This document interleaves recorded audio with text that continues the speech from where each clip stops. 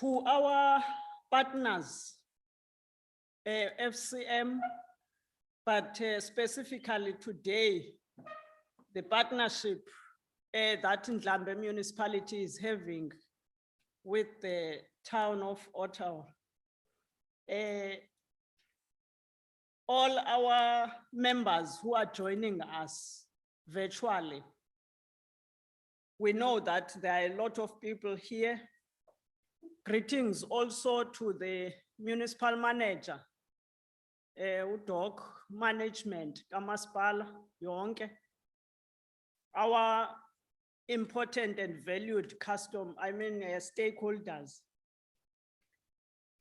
to our team, Paya, Ombulelo, Clarissa, onke nje abantu bakwaSalka, ningalili ke malungelo, andizonibiza one by one. We are not in a meeting kaSalka namhlanje.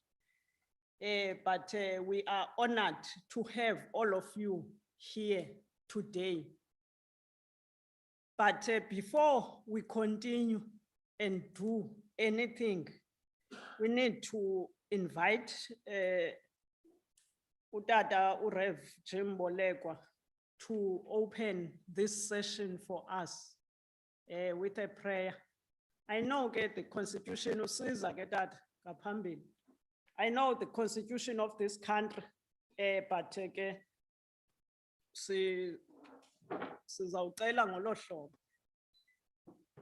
over to you, Getata.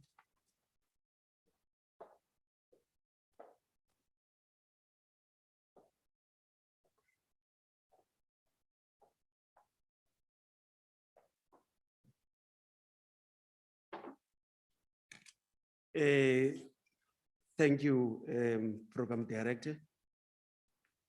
Greetings. Let me say all protocol observed. Let's have a moment of silence.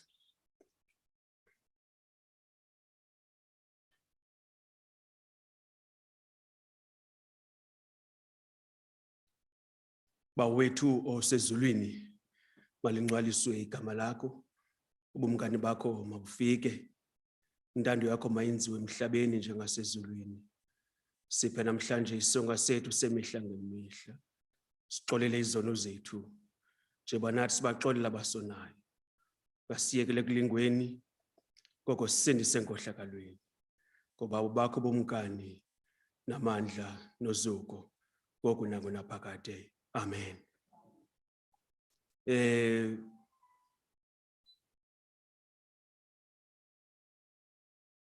In kindness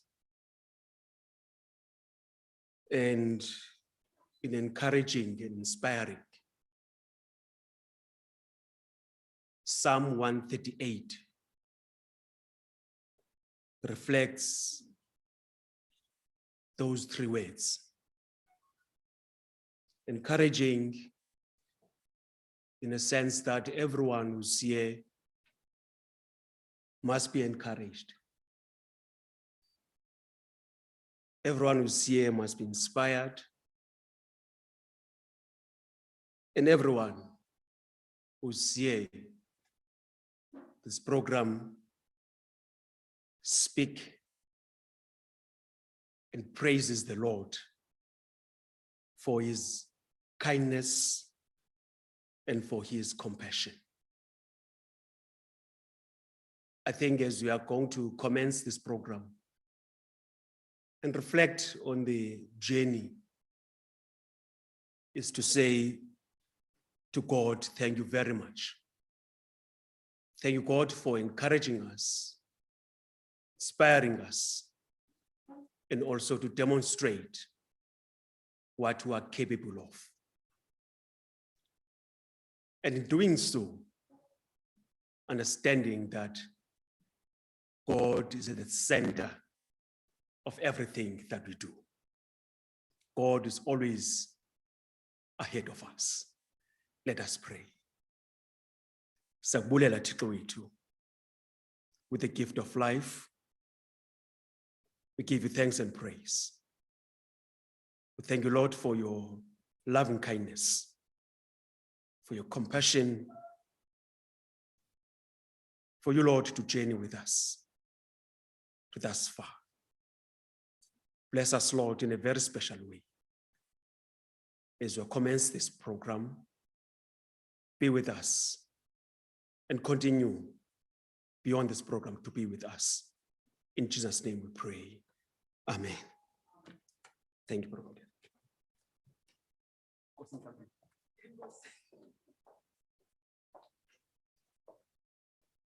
Thank you very much, Rev Mbolekwa. A big round of applause for him.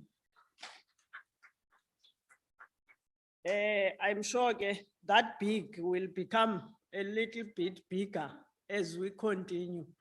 It's quite a small big for now. Thank you very much.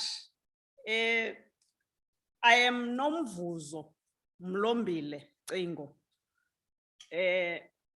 Currently the mayor of Port St. John's Municipality, but I'm standing here at the moment as a PEC member of SALGA in the province. Everything we do as PEC members, we are doing it on behalf of our chairperson, Honorable Mxolisi Koyo. We want to say whatever I do here, I'll account to him after this. We are co-hosting, co-chairing with the facilitator, Jeremy, who is with us virtually. May you greet the house, Jeremy? Good day, everybody. Molweni nonke. I am so pleased to be sharing this role with you, Councillor. It's like we know each other, even though we've never been in the same room, except virtually. But this is technology. So thank you so much, ma'am. Thank you so much, Jeremy. Good to have you. You still know that you still owe Port St. John's. You still owe to go back home. I'm coming there, don't worry. I'm so coming there. After this little wave has left us, I'm coming. Thank you. Thank you very much. Thank you. So we will be sharing this vlog with him. That's why I wanted you to see him. But as we proceed with our program, a welcoming address by our Honorable Mayor, it's very touching when we are in this municipality, Honorable Mayor. The name itself speaks on its own. We are honored to be here because there's a lot of history, even in the name alone. Ndlambe was not just an ordinary person, but he embodies the African nation. And together with all African nations, we are proud to have had a king like himself, a warrior who was not afraid of anything. But you know what fascinated me about him was the fact that he was able to nurture other people to become leaders. He was able to do that. But when you are a leader who cannot produce other leaders, we have a problem with that. So I hope all of us will learn from that. So this name belongs to all of us as Africans. So take care of it. Those are good. So we would like to welcome you, Honorable Mayor, to welcome us before we relax too much in your city.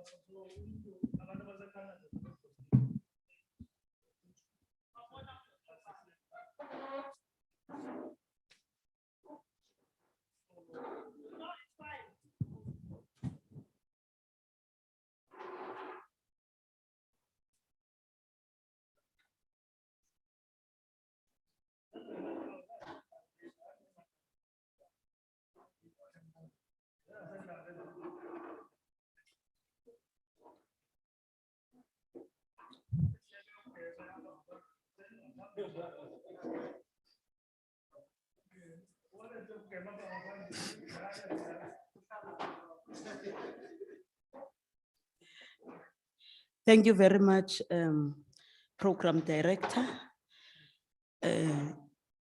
Program Director, you said a lot about the name of this municipality, and we appreciate the fact that what we are doing seeks to nurture, especially the youth of Ndlambe Municipality, to understand and know how local government works and how services are delivered. Thank you very much for that. Let me greet you first, Honorable Mayor of Port St. John's, very far, but you are here today. Good afternoon to you. Let me also greet councillors that are present here. Let me greet the municipal manager from Ndlambe Municipality, the municipal managers of other municipalities are present in this meeting. Let me also greet the Canadians that are present also in this meeting, Salga, and everyone, the officials and everyone present in this gathering. It is indeed an honor for me to stand here to welcome you. I must welcome everyone in this session.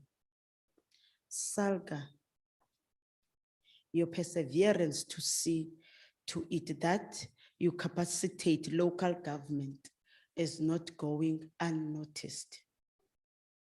You even solicited the support overseas to realize this mission. We thank you for that. Today, Ndlambe Municipality is amongst those municipalities who are not dwarf in understanding the climate change, let alone all what was happening in our journey up until today.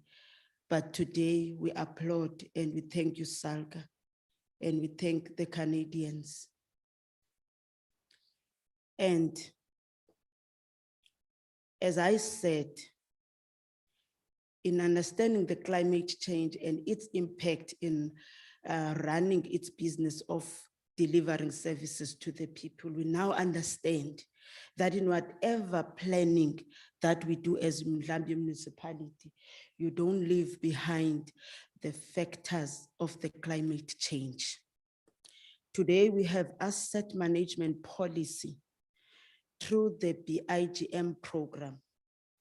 Today, our staff and stakeholders do understand that trash may be debt, but out of it, you can be a millionaire.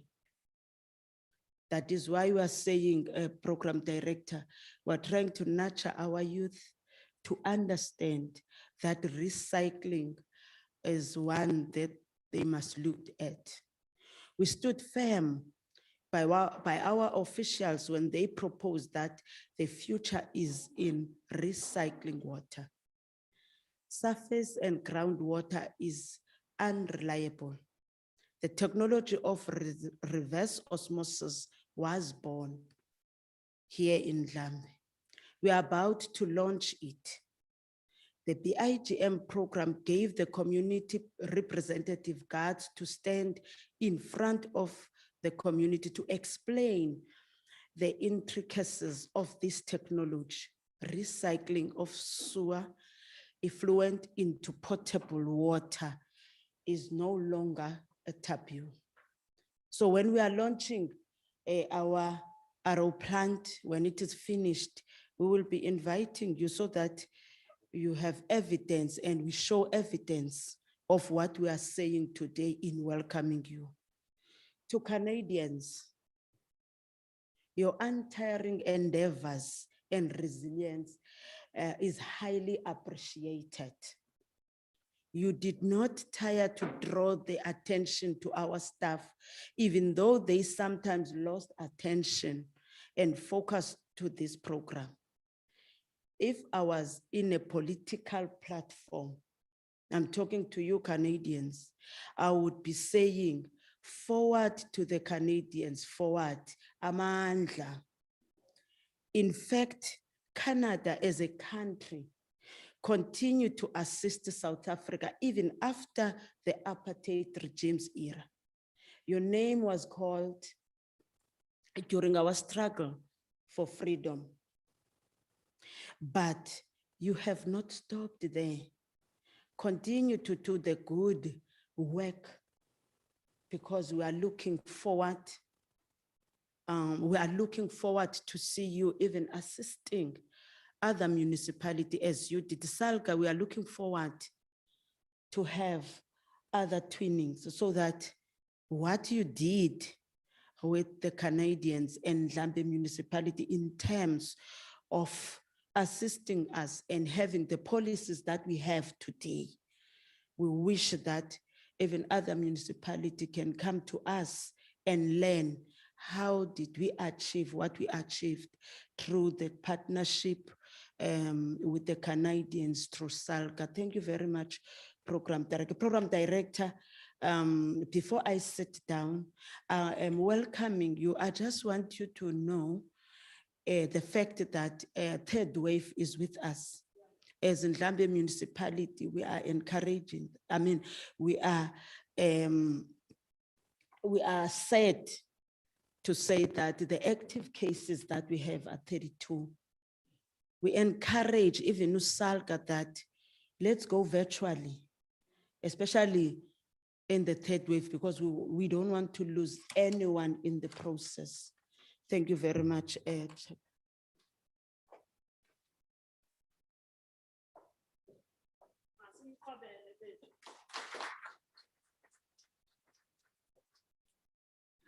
Thank you very much, Honorable Mayor. Okay, ndizocela mani apha sibe nayo le nto mane noba sisebenzise ezi sinazo, ndinayo phaa ipesini isanitizer apha, mane sizama apha ukuba umane uba good ke kwezinye iindawo, umane ulibala le camera iyakumosha. Phaza wena ke Xoke ngabom. Thank you very much, Honorable Mayor, for everything that we have said here. It's assisting, and we are taking that as SALGA in a serious manner. You know, Port St. John's and Port Alfred Ndlambe are twins naturally. Na kwi-weather kudala kwakuthi sobs xa kuchazwa i-weather kuthiwe ukusuka ecawa ukuya esajonisi. We were always twinned for a long time. So it's not a mistake that SALGA has said it's me who must be here. It's because we are twins, literally, since time immemorial.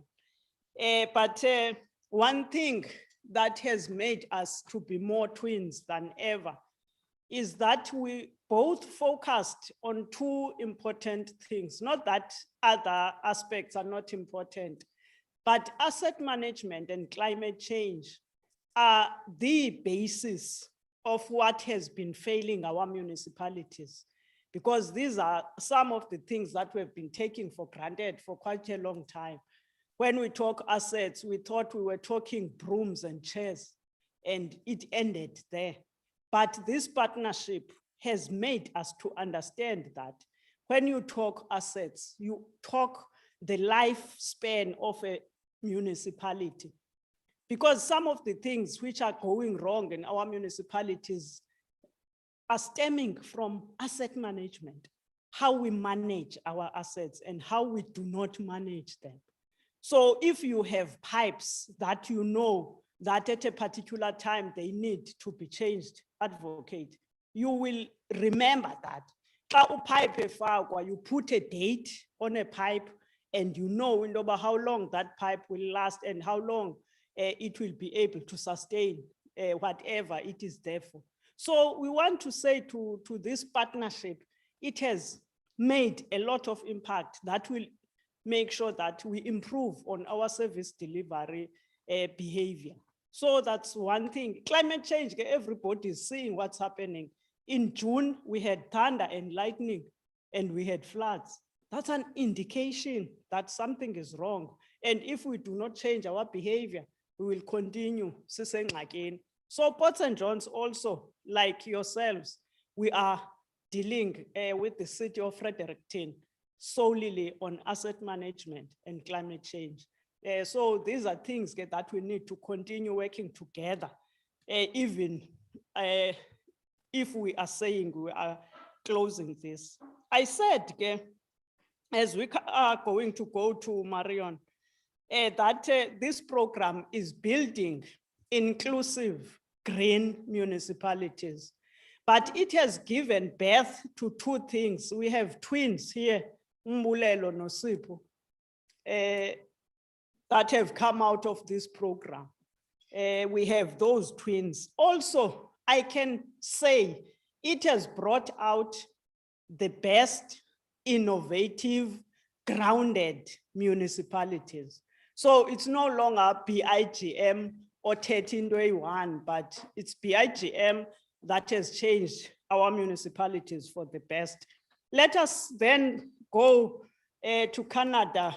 A very good morning to you, Marion.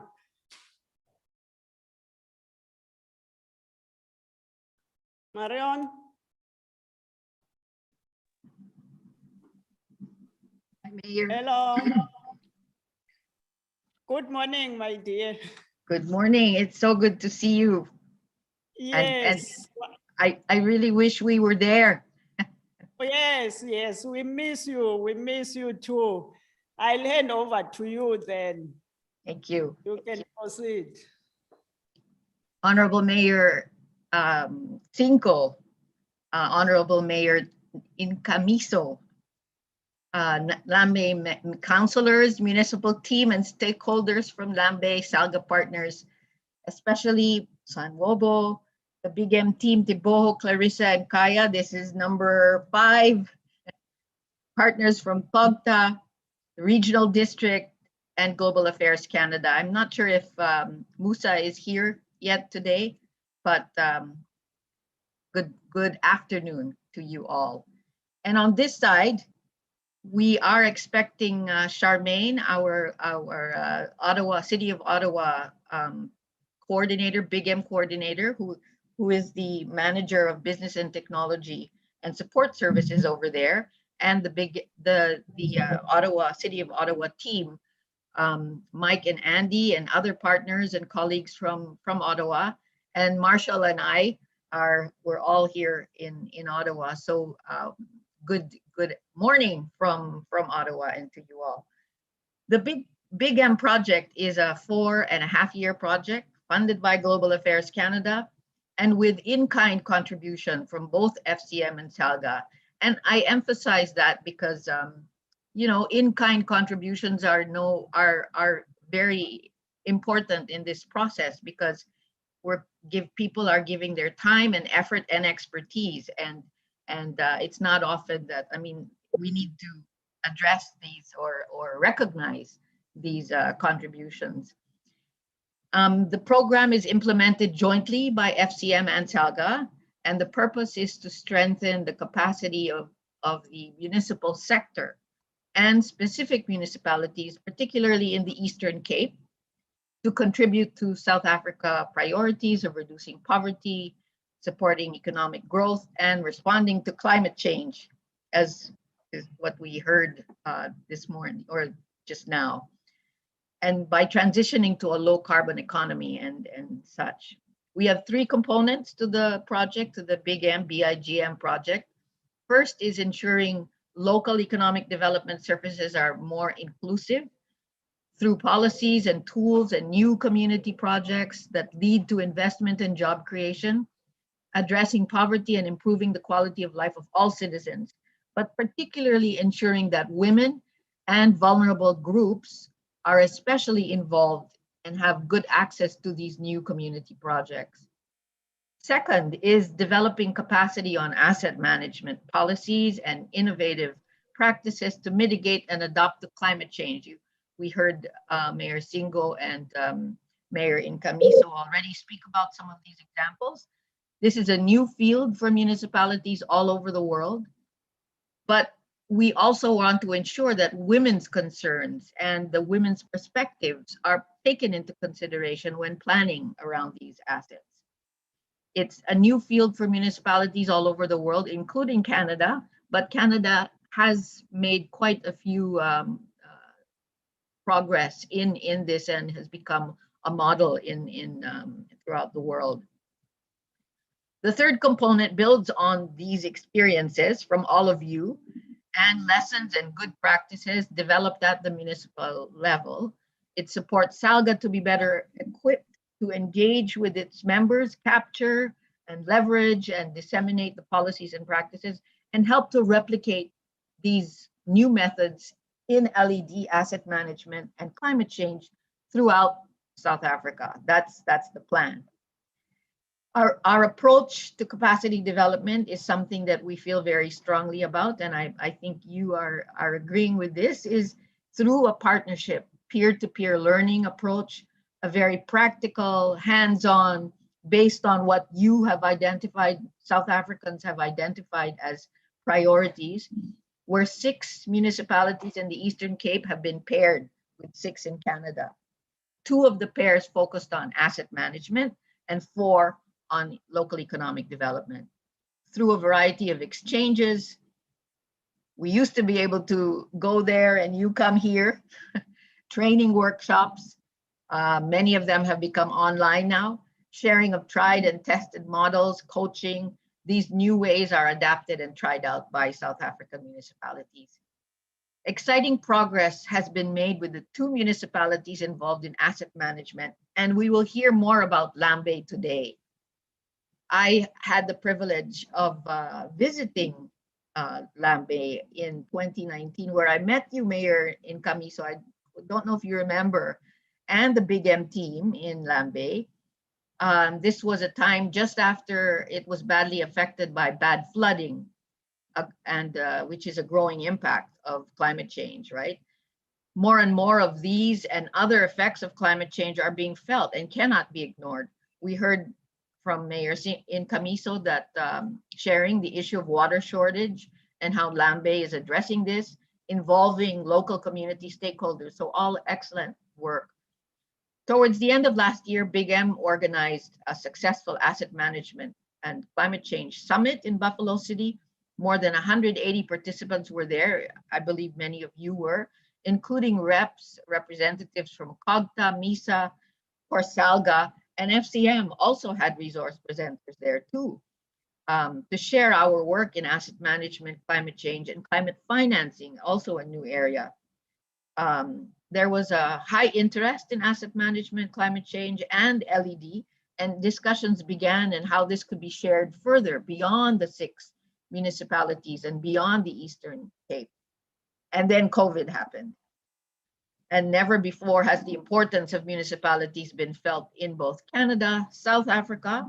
Mayor Incamiso, you're warning us about a 3rd wave. It's all very real. And all over the world, municipalities have had to manage the pandemic and its impact on our communities, ensuring basic services continue at a minimum, keeping our people safe while still delivering these important services. Time has flown, partly thanks to COVID, and the project is drawing to a close, but with many gains. Today, we're here for the 5th Big M mini conference to discuss your partnership, this one between Ndlambe and Ottawa.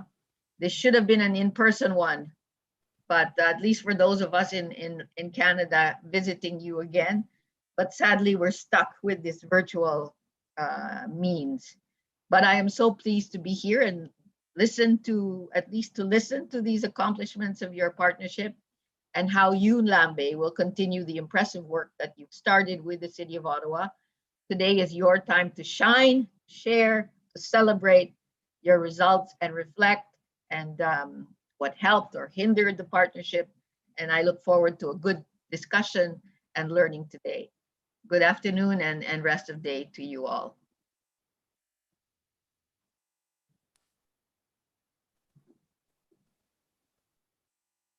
Marion, thank you very much. Applause for him, please. Yes, thank you very much. Thank you very much for making sure that you've been a very good guardian to all of us. We appreciate that. As we call upon Mr. Greg, I would like to request Mr. Pat Jogani to join me so that abe kufutshane xa selifika ixesha lakhe emva Mr. Greg. Over to you, our PDO. Simqabele siza madoda.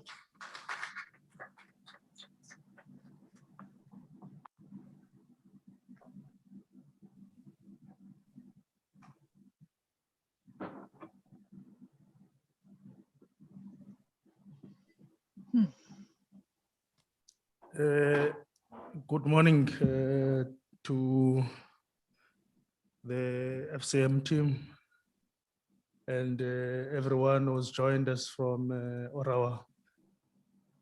We grew up knowing the place as Ottawa until the pairing of Sipho and Mbulelo. So we now know it's Ottawa. So we need to make sure that we have something to balance before we pronounce the name properly. The former Prime Minister of Canada, I think it was 1936, once said, talking about Canada, it's too much geography and not too much history. I'm sure Marion and the team from Ottawa has a good sense of that. We have a similar arrangement. My surname is Greg. I have had to explain this surname to a lot of people as to what does it mean, how to pronounce it. That has a lot to do with the same history of Canada, that it is such a vast and diverse country. I'm so glad that we have had such a long history with that country. From the days we had to ask everyone as part of what was called the international pillar of the struggle for liberation. So it was not a mistake that we had and continue to have this type of a partnership with Canadians. Canada, for those who may not know, is the Salga of Canada. And Ottawa is the Ndlambe of Canada to FCM, the same way as you are to Salga. In the room, program director, there is a municipal manager. I have been searching for someone who was a town clerk, who still is a municipal manager. So the MM of Ndlambe started as a town clerk and is still here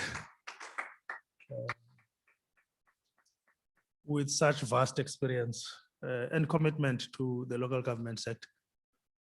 I've been in local government sector for quite a while as well. Even when I was in the private sector, in the main, I was consulting in the sector. I sometimes wish I had made a different choice. So it's something worth mentioning that sometimes when you get into partnerships, you would wish you start the program and conclude with the same team. And those are some of the attributes that can really be recognized insofar as Ndlambe is concerned, and the team that started the program. We had this session in Port St. John's, I think it was it 3 or 4 days ago, on Tuesday. And honestly, maybe you are right, Program Director, that we had to have these two municipalities as part of this specific area or focus of Big M.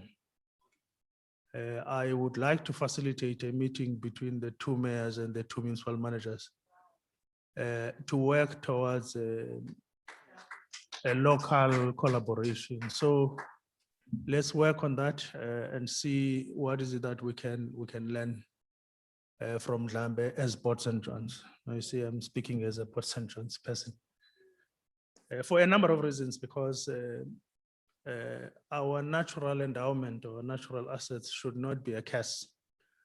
They should be a valuable asset that enhances the well-being of the people. Port St. John's should be one of the most beautiful cities in this country.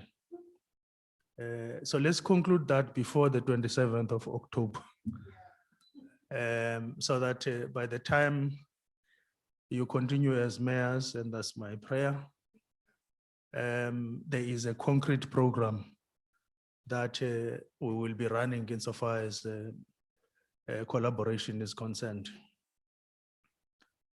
One of the things that I think it's important for us to share with FCM, Marion, is that South Africa lacks in the main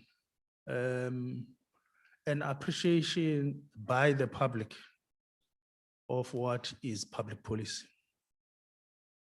We normally think that public policy is government's policy. It's not. So if you take a step back from the time we promulgated the South African Audit Act, there has been a consistent finding by the Auditor General on our inability to account for our assets. And amongst those are exactly the example you use of underground assets. At times in some municipalities, when we build a road because we need to connect our communities, our bulldozers mess up with infrastructure because our assets are not properly mapped. You know, I know in Amatole, there's a very big house in one of the villages that has been built right on top of the main pipe of water.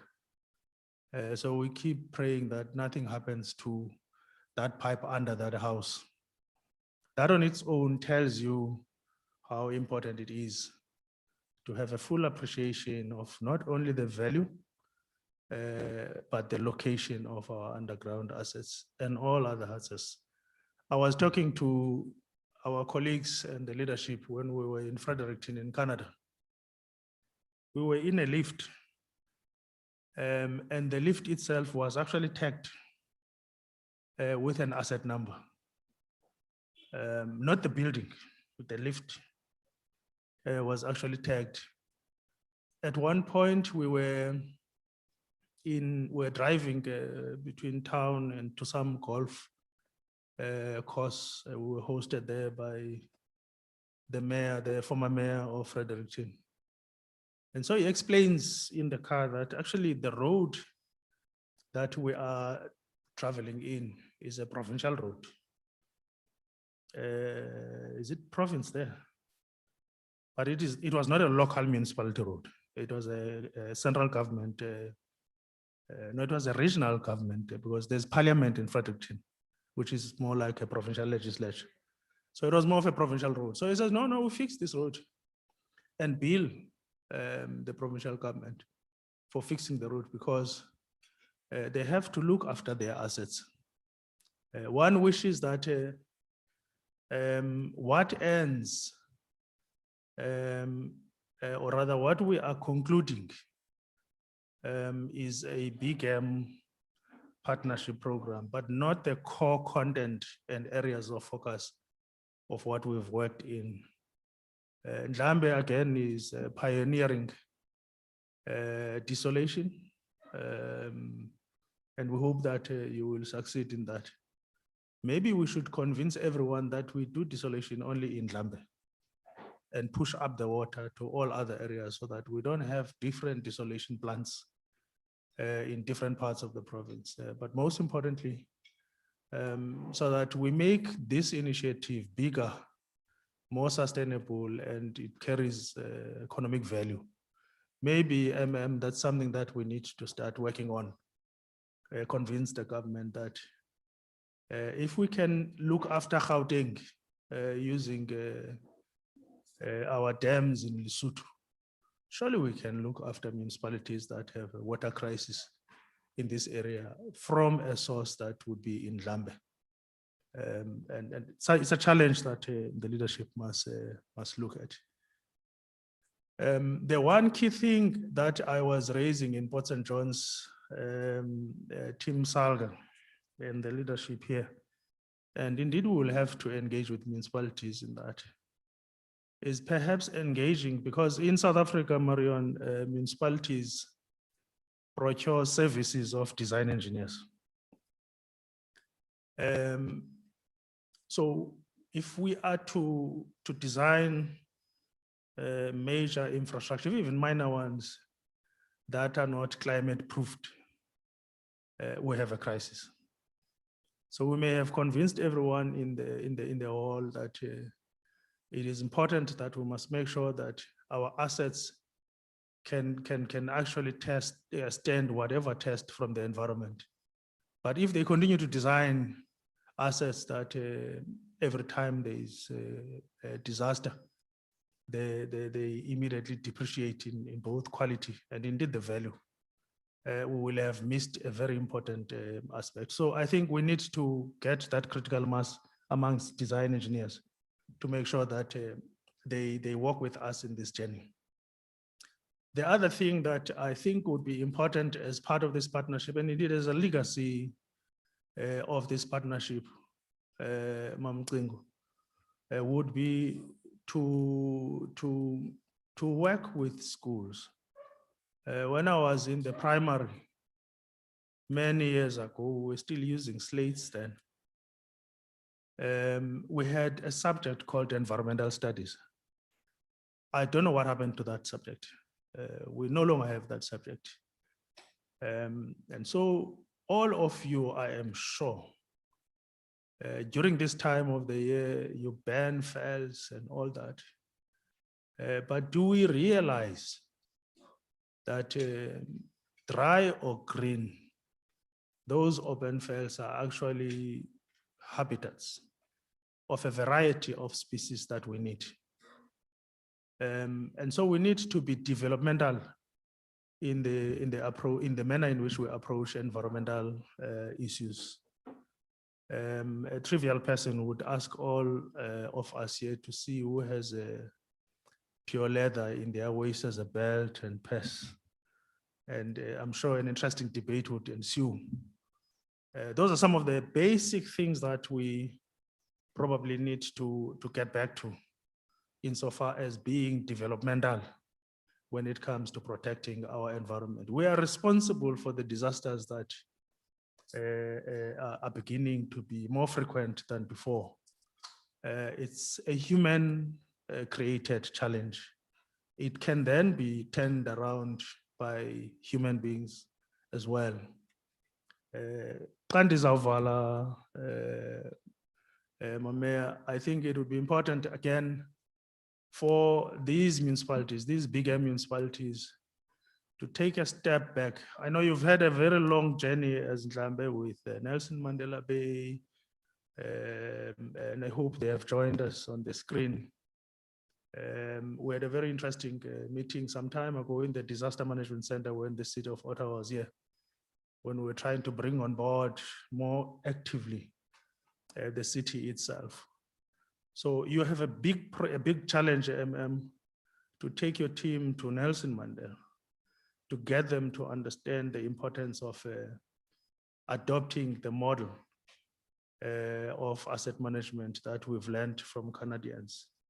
We have a big challenge of getting CFO's program director to fully appreciate that before you get an allocation for the year, there must be a very concrete account on the state of assets of municipalities. I know we have a massive challenge as South African municipalities, balancing between maintaining the little that we have and still building the many or the too much that is still required.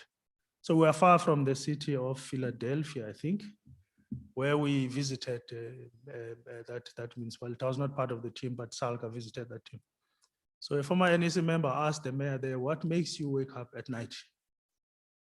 And I imagined immediately the response of a South African mayor would have been maybe protests or potholes, or, you know, that would be a generic challenge, or a municipal manager that we wish to fire, but it seems to be very difficult to fire. But the response of the mayor of that city was very simple. Our biggest challenge in this city is that we're not making enough millionaires. That was the response. We can have a debate maybe during tea time on what that means. So if we want to have sustainable municipalities that are able to maintain their assets, the reality is that we actually have to have more households with disposable income so that they pay for rates and services. And so as people pay for rates and services, we will have sufficient resources to maintain our assets. So there's much debate or discussions that we probably need to have. But part of what we'll have to do, Deboho and the team, Kanya and Tabisa in particular, is to make sure that municipalities that were in this program do not take a single step back. They continue going forward so that we can, in the next 30 years, say once there was a partnership that got us to fully appreciate the importance of the environment. As a result, our rivers are swimmable. We can breathe with relative comfort that our air is not contaminated. And our biosphere is being revived, is vibrant, so that you don't have a lot of rats because you killed all the snakes. You don't have a lot of mosquitoes because you don't have spiders. All of these things that we're talking about. Manhlale phansi, I can go on, but I would have missed an opportunity to play my role if I don't emphasize the importance of heeding the call to follow COVID-19 protocols and to look after our frail and elderly, and to find a way to appeal to our young ones to behave in a manner that they will not constitute a huge part of people who will have psychological problems, because we are yet to measure the impact of COVID-19. Let's not take it lightly. Anecdotally, Program Director, 1991, I was the head of campaigns in what was called Transkei region. So we convened the International AIDS Day in December. So we started conceptualizing the campaign in June, but it was until the second week of November that we got someone with HIV who was willing to come forward and share the personal story. So during that time, I mean, HIV was something that we hear that it exists. Similarly here, as someone who forms part of the Provincial Disaster Coordinating Committee, we sat 7 days a week and sometimes up to 2 a.m. in the morning for all those days. I think about 145 days before I said, no, I need to balance things up. Until there was a funeral in PE and in Bots and Johns. And we could not contain the spread of COVID-19. So we need to appreciate the risk exposure of ourselves and many of our assets. For some reason, I think COVID has been meticulous in killing people that this country needs going forward. So let's hit the call. And thank you very much, Program Director.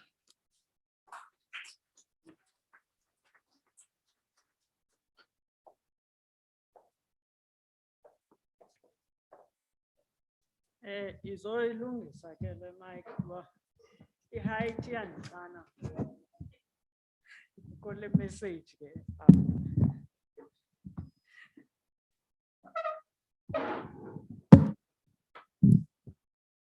Iwesi uba oyena muntu onxibe izihlangu ezixhophileyo ndim, kodwa ngoku le height yale mic ibetha mna.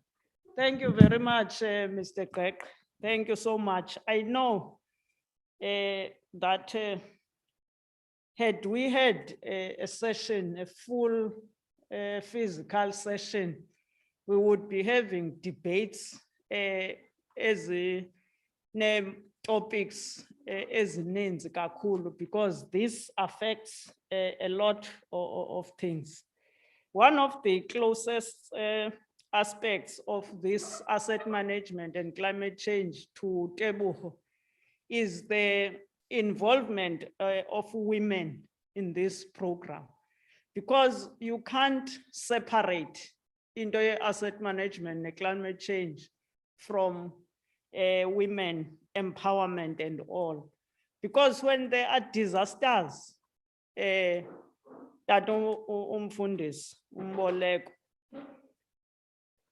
people who suffer most are women, because even if there's floods, people cannot travel or do what. When kids are at home hungry, the first person who is asked for food is the mother at home. Even utata uyabuza uba hey emadlamini sityani, ngoku kungakhange kuyiwe edolophini ifloods zivalile. So whenever there's a challenge, you have to think into yoba oomama have to look for options zokusurvive. Not that sinidelile, but it's because you are busy as men, because nidume ke ngokuba nisupport abantu abaninzi, but thina kufuneka sijonge ifamily. So yeah, we are not blaming you. We understand the overload eninayo yokuxakeka. So that's why ke we need to make sure into yoba izinto sizigcina zi-right emakhaya. We are going to come to our important stakeholder in a municipality, Mamncamiso, the union. That's our first stakeholder, and eso stakeholder ke siso esiyi-campus yobonisa into yoba siya ngaphi na. So that is why we request to get the message of support from Mr. Jogane to come forward representing USAMU. Over to you, Hlekazi.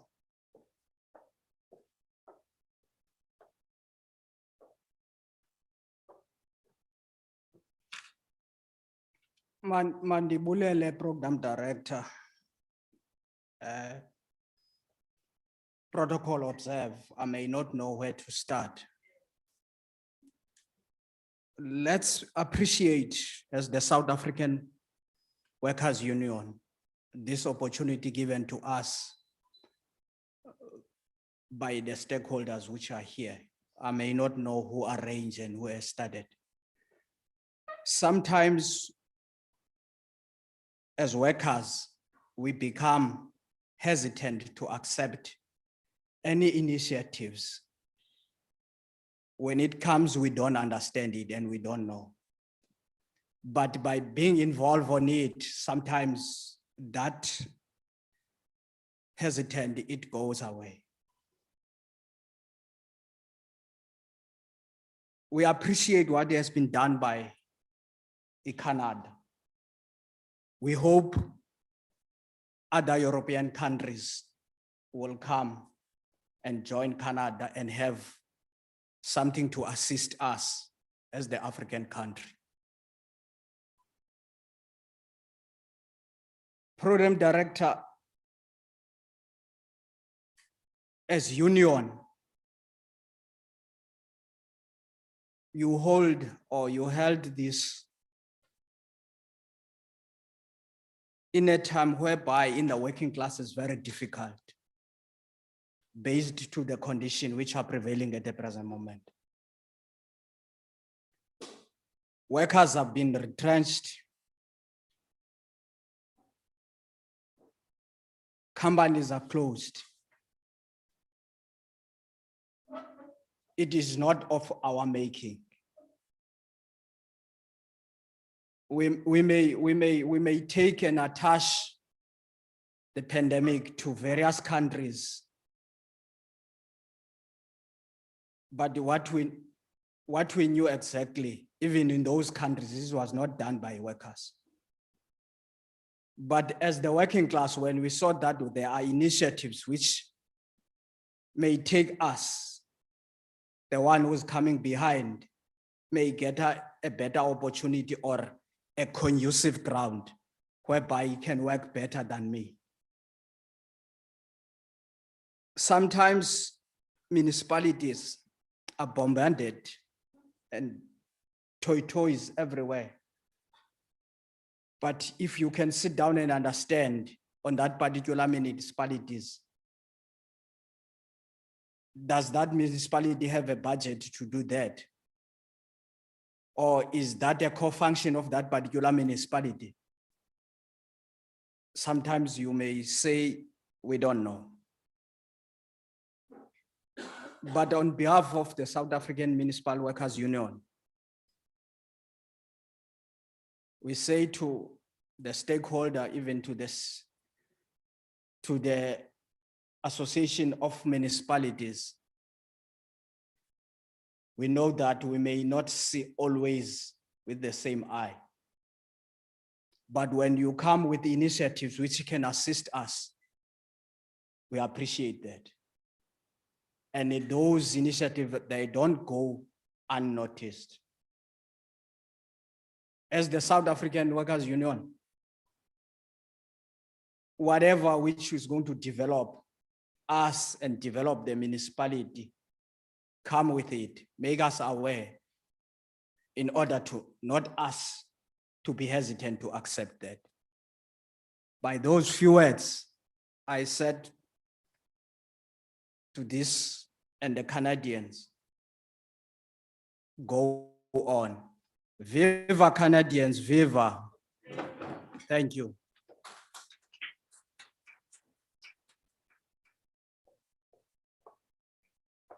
Thank you very much, Pat. Thank you very much for that.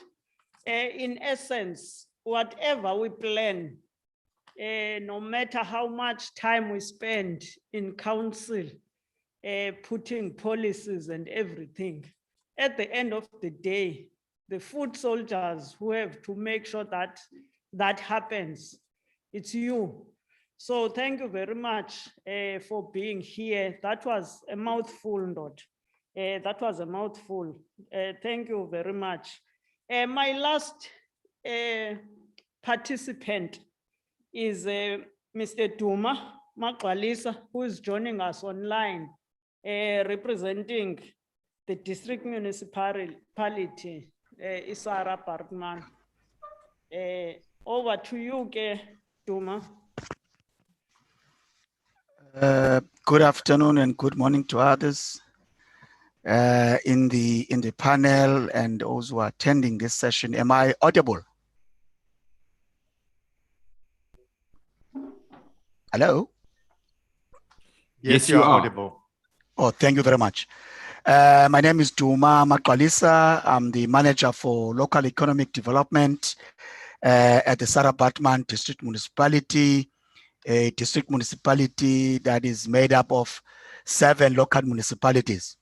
The 2 municipalities active in the program, that is BIGAM program, is Ndlambe Municipality, hosting the 2 components of the program, which is asset management and climate change. Again, as well, we are also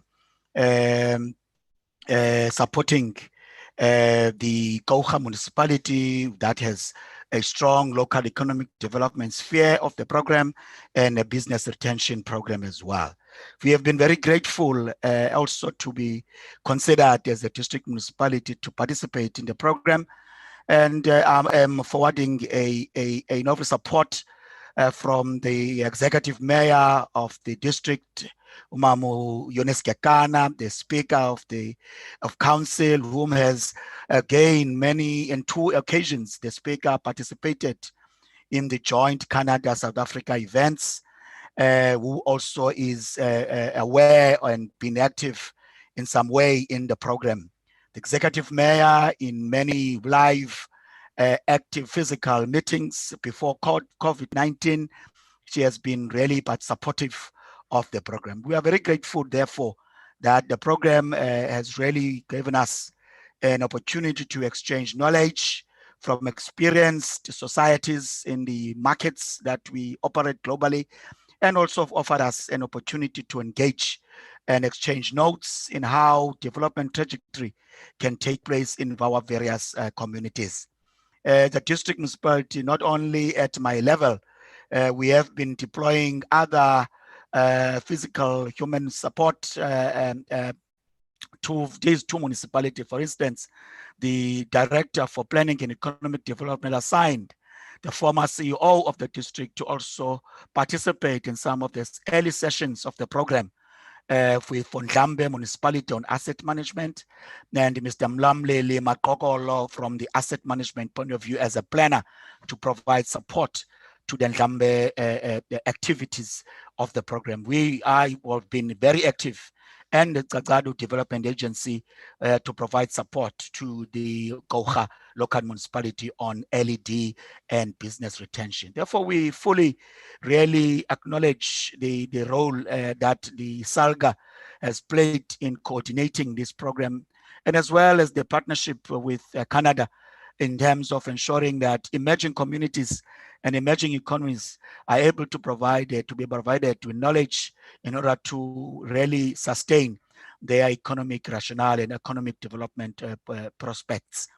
We are very grateful that we also, in various instances, events, as well as quarterly meetings, been exposing other remaining municipalities to some of the learning outcomes of the program, where we have our quarterly district support team, where we invite sector departments and other municipalities to also exchange and interact with the outcomes of the program, where the SALGA and municipalities will make presentation on progress and various programs. Therefore, we are happy that the program has really surfaced and also gained our experience, and we're hopeful that the extension of it will afford us an opportunity to add other municipalities that have not been able to have a direct participation in the program itself. Therefore, we are of the view that the extension and the expansion of the program should be considered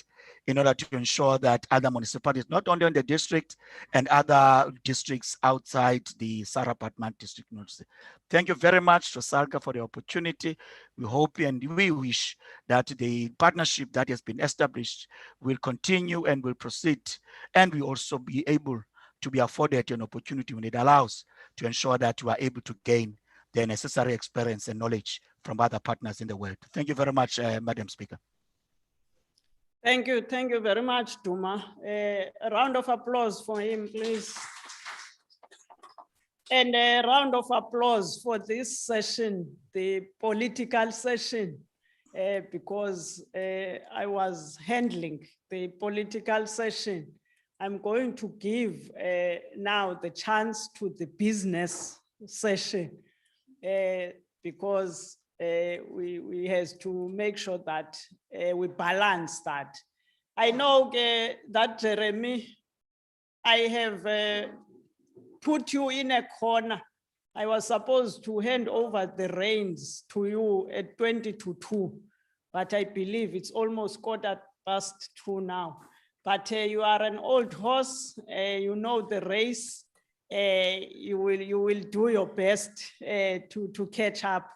Thank you very much to everybody for your participation, and we are going to continue going to the part.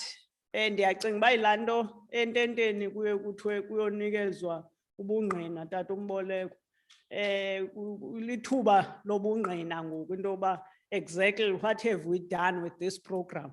I was reminded, Jeremy, as I'm handing over to you, by what Sobs said about a slate that we used to write on.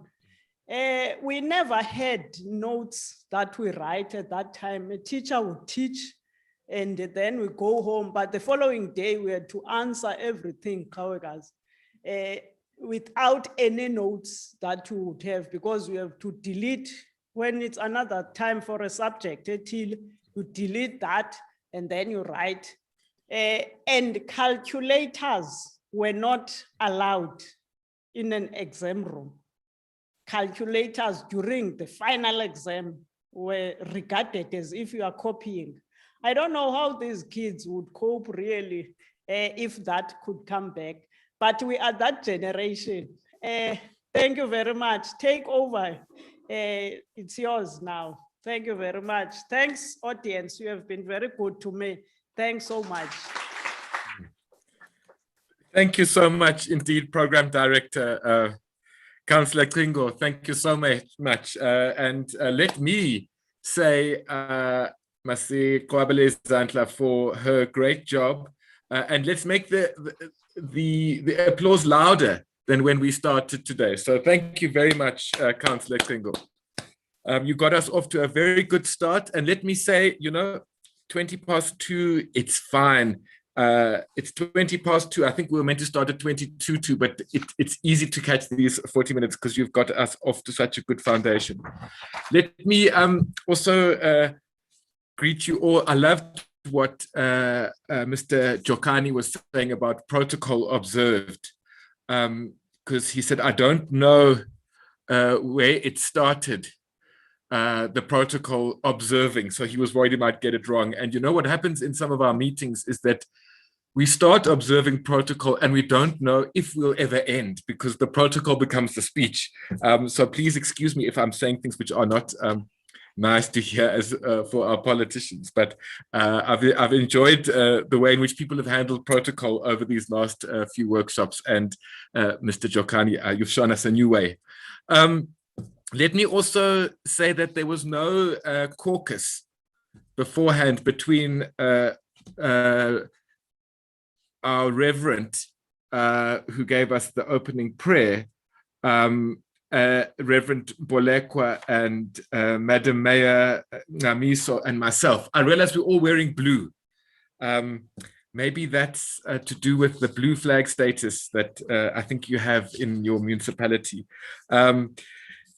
I also want to say that Mr. Greke, having to explain your name because of the geography and the history, I often have to explain my name.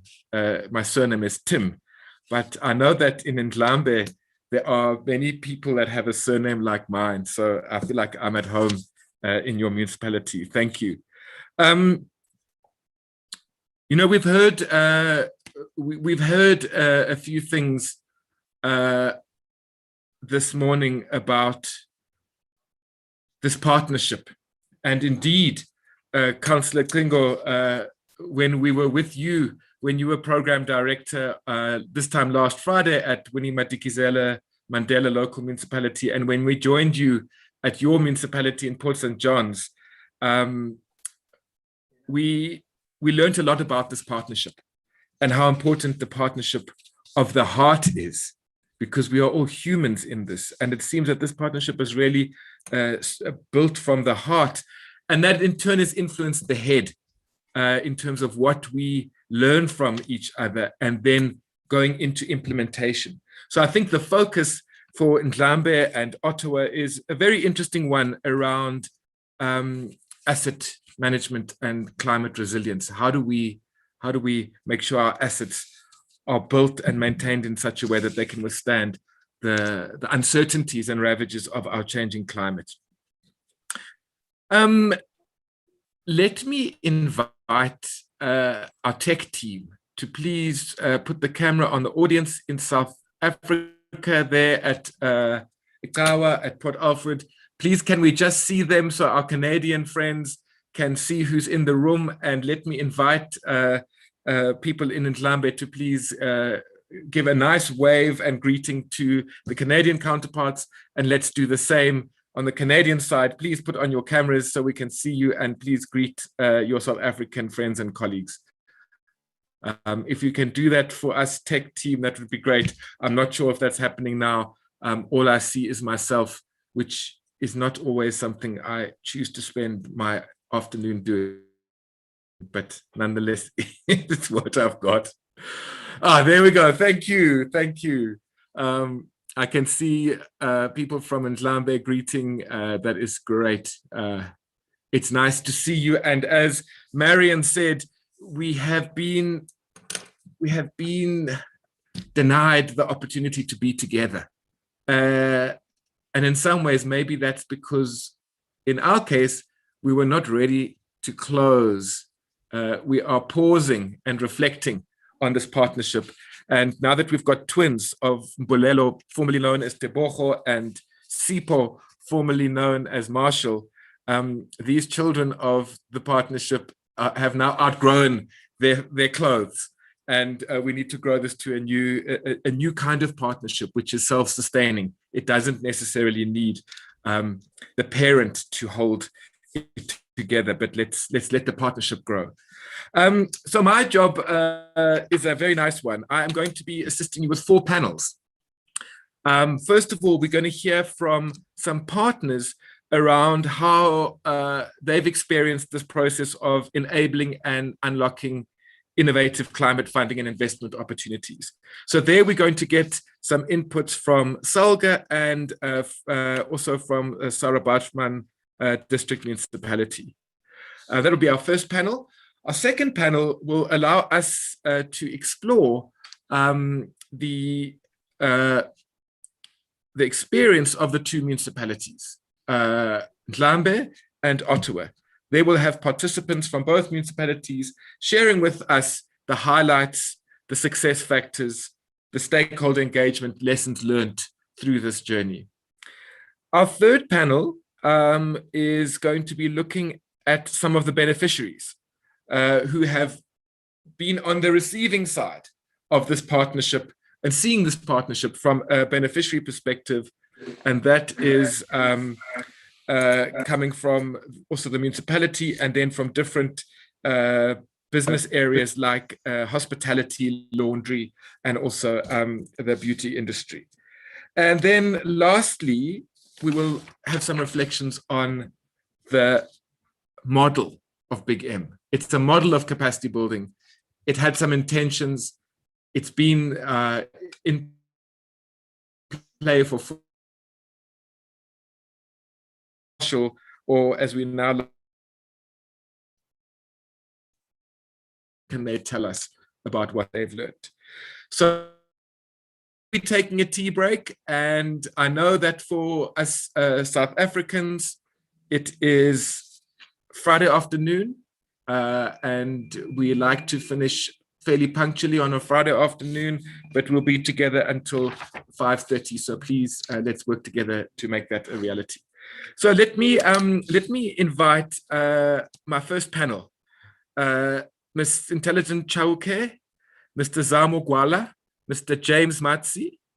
We have already met Mr. Duma Magwalisa and also Mr. Mkolisi Mchunu. Let's invite them all. And I'm going to ask Mr. Zamo Gwala, who will be anchoring this panel, just to give us a few words of introduction around our topic, which is looking at unlocking innovative climate funding and investment opportunities. So Zamo, if you are there, and tech team, if you can please bring the panel on the screen. I think Mkolisi, please don't feel alone. You are the only one physically sitting there, but you can imagine that the other panel members are next to you and they'll be joining us online. So Zamo Gwala, if you are online, let's hear from, there you are. Great, Zamo, I can see you on mute. You are so welcome. The floor is yours.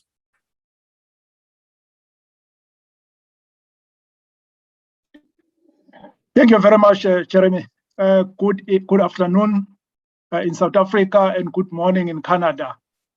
Greetings to our mayor, our councillors, colleagues from Canada, colleagues in the room from the municipality, from SALGA, provincial government, and ladies and gentlemen.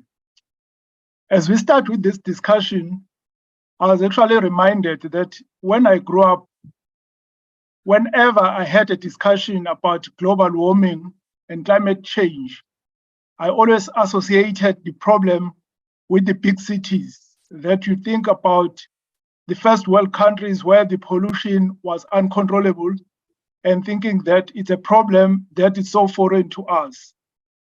But today, we can no longer debate. We can no longer debate the relevance of the subject matter to us, especially in South Africa and more particularly in the Eastern Cape. We have experienced a lot of drought. We have experienced excess water as it was raining, the floods, and all those things that relate to ecosystems, biodiversity, food security, as it affects our economies.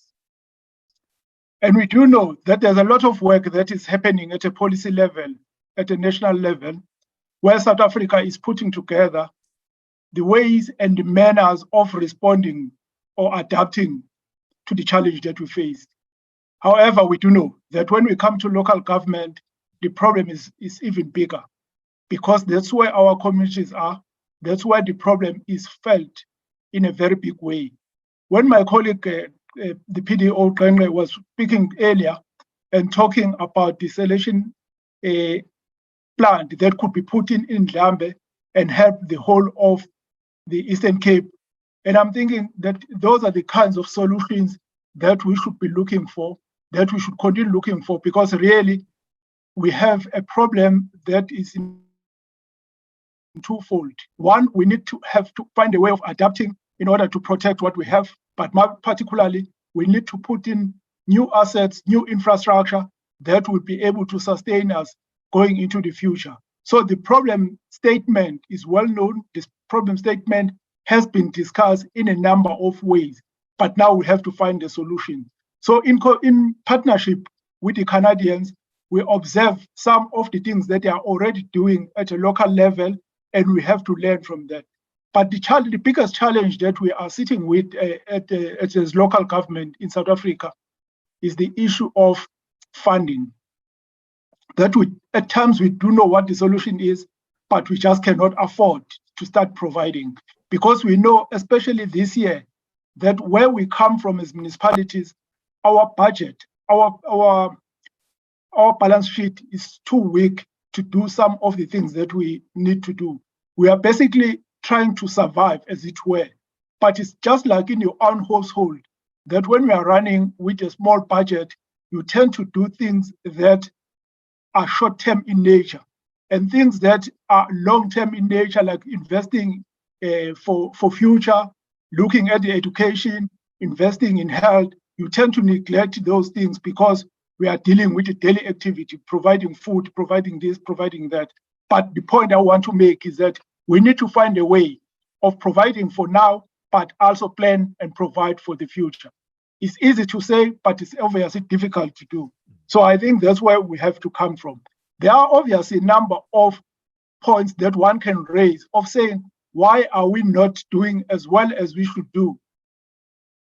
As I said, the biggest one is the issue of funding. That's the fact. But there's another issue, the issue of coordinated in planning. We can no longer afford a situation where a smaller municipality is trying to do everything on its own. And that's why I quoted my PDO, because he made a valid point that we cannot, as small municipalities, start to do everything. We have to find a way where we have a common approach, where we plan together, and we are able to leverage from each other.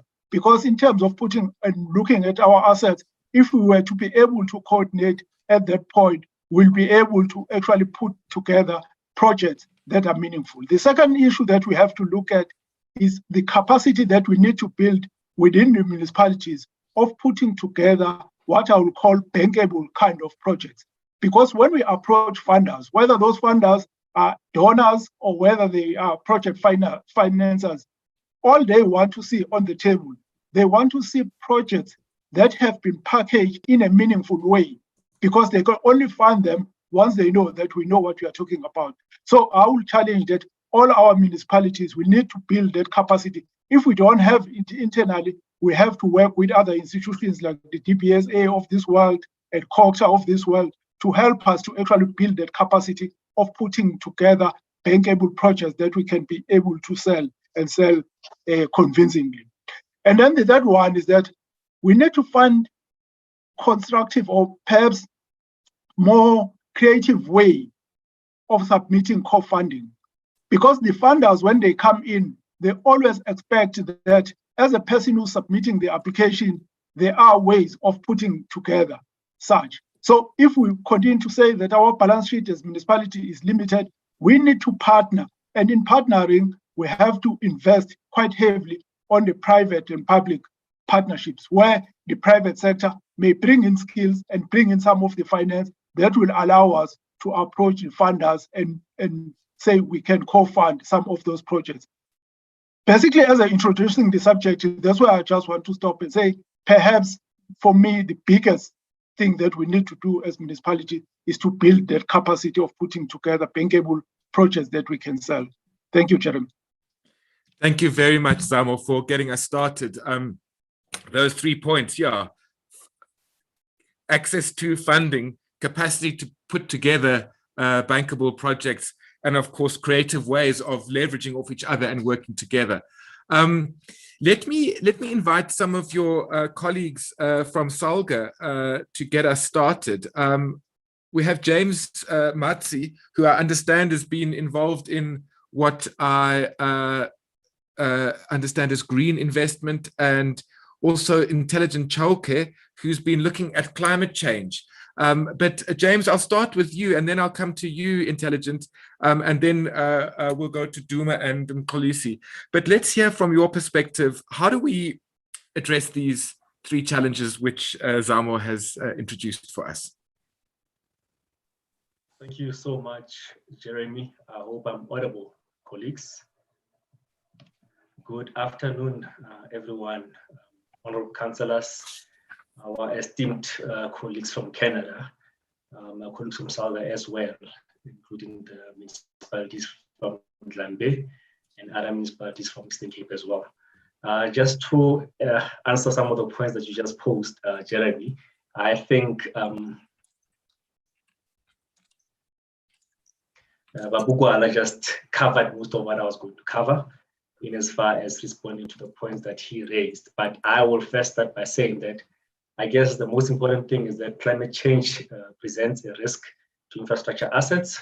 Therefore, municipalities need to maintain or adapt existing infrastructure as well as build new infrastructure that is both resilient to climate change uncertainties and reduces current and future greenhouse gas emissions as well. I think that's very critical in terms of understanding what climate finance tries to cover. Very critical.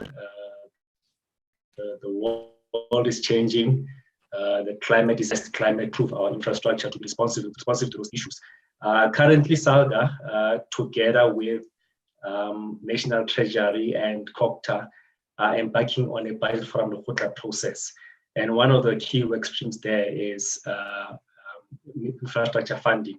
How can we best catalyze policy and legislation to enable municipalities to better access financing? What we've observed through the work that we've been doing is that, especially when it comes to your innovative green financing instruments, there's still a bit of lag in terms of policy framework clarity. As we all know that borrowing is quite common in local government in South Africa. Municipalities are allowed to borrow, but the conventional borrowing processes have a detailed framework. But when it comes to a detailed policy framework for climate finance, what we've observed is that there's not a lot of data available for municipalities. So what we'll need to work on, colleagues, is to provide a clear and precise policy framework that will guide municipalities by time in terms of what kind of options do they have in as far as whatever climate finance instruments they want to explore. I think I also need to touch on an enabling environment as well. My colleague in his opening remarks also made mention to this. In terms of enabling environment, I think South Africa has one of the best decentralized systems in the world. In terms of legislation, it covers, it enables a municipality, it enables a municipal council to go out and borrow in the market. In terms of our financial and banking systems, we have one of the most mature systems in the world. So ultimately, there is a leverage in terms of what the kind of environment that municipalities operate in. But what we see is that subsequent downgrade by Moody's last year, the sovereign downgrade, there's been a bit of risk aversion by key institutions and role players. Municipalities and other financiers don't really want to participate in any financing mechanisms because of the because of the downgrade, the sovereign downgrade. You'll recall that when a country gets downgraded, subnational government automatically gets downgraded as well, because we get our grants from government. So when government loses its credit rating, it automatically affects municipalities. We also need to talk about COVID-19 impact. I think that's very critical as well. Babukwana mentioned the balance sheet position that municipalities find themselves in now, and I think it's critical to consider that due to COVID-19's impact on the South African economy and the fact that a lot of rate payers, income active part of the population has lost their jobs. So that will have a direct and downstream impact in terms of municipalities' ability to generate income, to build reserves, and ultimately to have a strong balance sheet. So what would need to happen now is that we'll need to guide municipalities in terms of exploring those off-balance sheet financing mechanisms. And fortunately enough, most of your climate finance facilities and financing options are off-balance sheet. In terms of one of the key examples of that financing mechanism, you can look at triple Ps, for example. There's been a lot of buzz. It's a buzzword recently. The president has been promoting it a lot recently. They need to crowd in private sector. But through the work that we're doing with Treasury as well, we have reviewed the triple P framework, and we have established that ultimately it's a cumbersome and very complicated framework. And municipalities have not really taken up a lot of triple Ps because of the challenges that they find or that they encounter when they want to go to market. So that's very critical as well. The other key aspect, which is key, I think, is governance. We cannot divorce ourselves from the fact that we have a lot of challenges with governance in South African municipalities. The AG will be making an announcement of the latest audit outcomes and the picture. When you look at Canada and most of their municipalities, I was quite awed by the fact that most of their municipalities are rated. They have a credit rating. They go out and get professional institutions to rate the credit, and ultimately that means that they would be more ideal to go to market and borrow. But then also through some of the research that I've done, I've observed that actually Canada as a country, they are also a bit averse to debt. So they try to avoid debt as much as possible. So most of the municipalities that sign, it's only the larger metros that consider infrastructure financing through debt. So that's quite interesting as well. But in terms of, maybe just to close, colleagues, in terms of municipal governance, as it's relates to access to climate finance, it's key that in terms of executing climate project, municipalities must establish at an institutional level, they must be organized to be able to make decisions. They must be able to identify critical stakeholders and develop strategies to engage with them. They must be mindful of the climate impact in the implementation of service-intensive infrastructure, such as water recirculation systems. How do you climate-proof that infrastructure? And of course, they need to promote awareness on the effects of climate with its citizens. So with that, I will just stop here. Thank you, Jeremy. Thank you. Thank you very much, James. Some really interesting points around, financing instruments in this space of climate resilience and change, and the work that's being done at a national level to help certainly municipalities operate more appropriate responses to this challenge. Thank you very much, James. I'm going to move to Intelligent Chauke. You've been heading up a lot of work on climate change for SALGA. So let's hear from you about this topic of unlocking innovative funding and opportunities in this time of climate change. Good to see you. Hi, thanks, Jeremy. And I'll do the typical thing and observe all protocols in one sentence, if you allow. But of course. To all the esteemed guests and participants. And thanks for that. So, Jeremy, I did what we women do. I prepared beforehand, and I've got a slideshow with a gazillion slides on it. So I hope that because the gentlemen who've spoken before me have pretty much said much of what I'd say, I'll just go to those slides that say things that they didn't say. So Perfect. Hopefully the conversation will still be interesting. So I'm just waiting for our colleagues to load the slides. Jeremy, I'm a climate practitioner and a doomsayer on most days. And so I find myself working at SALGA and with municipalities, and particularly in this program, also having to think about the financing aspects of climate change. So although I'm a scientist, I think working on this program has also, helped define some skills or develop some skills around financing models and so on. So I'm going to touch a little bit on that, and I'll try not to take too much time. All right. I'll help you. I've just been prompted to say next when I want to move along. Okay, thanks. Next, Clarissa, thank you. So I just wanted to quickly contextualize, and I think this probably will fit in very well with what James just said. We have a fairly short history of climate action in the South African local government space, and that's only in language. And I say this because the perception is that the work that's being done around climate change is new work, or climate response is new work. And historically, the mandate of a municipality in delivering basic services should ideally further it or further the municipality along the road to addressing these climate change risks and problems that are arising more and more speedily now. So when a municipality is delivering energy, water, settlements, roads, and so on, it is already cushioning the citizens from the impacts of climate change.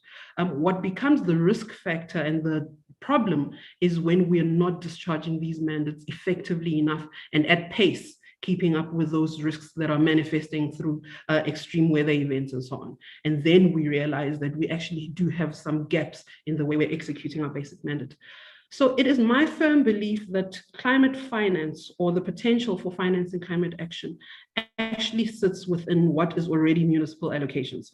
So all the capital grants that municipalities receive, as well as the equitable share that they would receive for municipal operations, already lends itself to climate action. And what we spend a lot of our energy doing, especially in the climate finance space, and probably in most other technical circles, is spending 80% of our efforts chasing 20% of the resources. So what exists in the global financing market is actually 20% of what we need in terms of climate action. So the local government climate change journey over the last couple of years really started taking shape in 2008. And it's only been around since 2017 where financing and innovative financing has become a real discussion in local government space with respect to climate action. And I'll share a little bit in terms of how those waves have moved along thus far. So from about 2008, SALGA itself started internalizing this climate change discourse and set up the technical capacity to support municipalities. And it's taken us right until now to start defining what the actual role of SALGA would be and how we would then partner with other institutions to unlock financing. Next, Clarissa, thanks. So last year, colleagues, we did an assessment. We wanted to look at how well our municipalities are making effort to spend and to use the 80% of what we already have in our laps as viable climate finance sources to prepare themselves and to be ready to deal with the challenges that are presented by climate change. So, and you'll see that yellow mark up there with the 80% is that we try to assess whether indeed the 80% that exists as the fiscal potential for climate response is being deployed towards addressing climate change problems and challenges and risks. So we looked at the district municipal areas in terms of the district delivery model. We looked at the 44 district municipalities. We looked at 8 metropolitan municipalities. And because we had all the time and not much else to do, we also threw in 4 local municipalities so that we could try and differentiate the results of the assessment that we did. So of the 44 district municipalities that we have in South Africa, we paid in our assessment special attention to 10 district municipalities which are known to be or have been established as the most climate vulnerable municipalities. Incidentally, these 10 districts also predominantly happen to be coastal district municipalities. So they are exposed to climate risks from both offshore and marine risks and coastal risks, and they're also exposed to what would be typified as inland climate risks, things like drought and lightning strikes and so on. So that gave us a total of 56 municipalities. With the 4 additional local municipalities that we looked at that don't form part of the DDM delivery model, we also looked at what is categorized by the CSIR as the 4 most at-risk local municipalities. And this is based on their non-climatic risks. So these are factors like rapid level of urbanization, especially the burgeoning growth of informal settlements, as well as extreme poverty and various other indices that we looked at. Thanks. Next. So in our findings, and I don't want to spend too much time on these results, but in our findings in terms of the most vulnerable, climate vulnerable district municipalities, they were predominantly KwaZulu-Natal municipalities. There are, however, some municipalities in the Eastern Cape that form part of these 10 most vulnerable. This is Amatole District Municipality, OR Tambo, and Alfred Nzo. Then we also had 1 Western Cape municipality that fell into this very vulnerable 10. The findings of our assessment indicated that those municipalities that are the most vulnerable, so that municipality that would be number 1, which is King Cetshwayo in KZN, it's the most climate vulnerable municipality due to a number of non-climatic and climatic stresses that it experiences.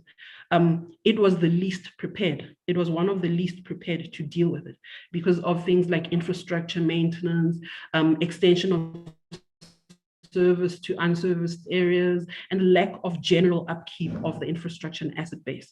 So that municipality has a very low absorptive capacity to absorb climate shocks and climate risks. So there was we could make certain inferences around how well the municipality was performing its every other task in relation to how poorly it was prepared for climate risks and impacts. And so this starts to help us correlate climate change risk and sensitivity to the state of infrastructure development in municipalities. And in as much as this is depressing as a result, I think it starts urging a different look or a different approach to decision making, especially when municipalities are building their capital investment portfolios in terms of where to prioritize action and investment. We looked obviously at a couple of infrastructure areas. We looked at water, we looked at waste, we looked at roads and transport, and then we also looked at other soft sciences or soft infrastructure areas like ecological infrastructure and the new policy and regulatory environment as well, to try and make these determinations. It was quite a complex study that gave us at the end quite simple results, because it was confirming the narrative that we already know, that we are underinvesting in infrastructure renewal, refurbishment, replacement, and extension to those areas that are most vulnerable in terms of climate exposure. Thanks. Next, please. And I want to hone in on Kelly. Kelly. Yes. Yeah. Can I just tell you that I'm fascinated by your presentation, and I would like to give you so much more time, but I can't. So I'm going to ask you just to zoom in on probably the 3 most important things that you'd like this audience to hear. And I'd like you to do that in the next 3 or so minutes, if that's okay. Cool. Thank you. Thanks. I think it's a function of over preparation and under budgeting of time. Clarissa, if you can go to the next slide, and probably that is one of the last messages, not this one, the next one, sorry. So this, these slides, yes, this one. So these slides, Jeremy, basically talk about the how we analyzed risk exposure and readiness or preparedness for dealing with those problems. And in summary, in terms of the big M municipal areas, we looked at Port St. John's and we looked at Sarah Baartman as a district. So Port St. John's formed part of those 4 local municipalities, and then the district formed part, Sarah Baartman formed part of the 44 districts, and unfortunately it wasn't part of the 10 most vulnerable. I don't know if it's fortunate or unfortunate, but we realized that the worst performing area of infrastructure delivery in terms of climate proofing is the water infrastructure sector, where for Port St. John's it scored a 0.7 out of 6, and Sarah Baartman scored a 1 out of 6, and this relates predominantly to infrastructure, the state of infrastructure, and the rate of renewal and refurbishment. So if you just move on to the financing part of the presentation, I just have one key message. And that one key message, and you can move along, I think at your own time, you can go through this, or you can give me time on another day to go through this. The one key message, colleagues, around access to climate finance is that, and this has been done in a separate study that we did, is that the biggest impediments to accessing global climate finance is that even if it's 20% of what we need, we don't prepare our projects appropriately enough, or we don't put in winning submissions effectively. So we often, as South African local municipalities, would find ourselves at the bottom of the barrel because of the rigor that has gone into project preparation. That's one. The second part is a governance issue. So all those systemic challenges that our municipalities, unfortunately, are known for around the financial governance and various other governance parameters, often become door stoppers before the financing door is open for global funding. And that's why I always motivate that in as much as we're focusing energies on project preparation to access money from the Green Climate Fund, from the Adaptation Fund, from the Global Environment Facility, and various other multilateral and bilateral sources, we should be focusing on grant conditions in terms of our own capital grant framework, the different fiscal instruments that can be used domestically, as well as how we start looking at other innovative tools, such as pooled financing, public-private partnerships, bond instruments, and so on. So our advice from a climate perspective is to focus on domestic fiscal arrangements and opportunities, especially bridging that divide between private investment and local government space.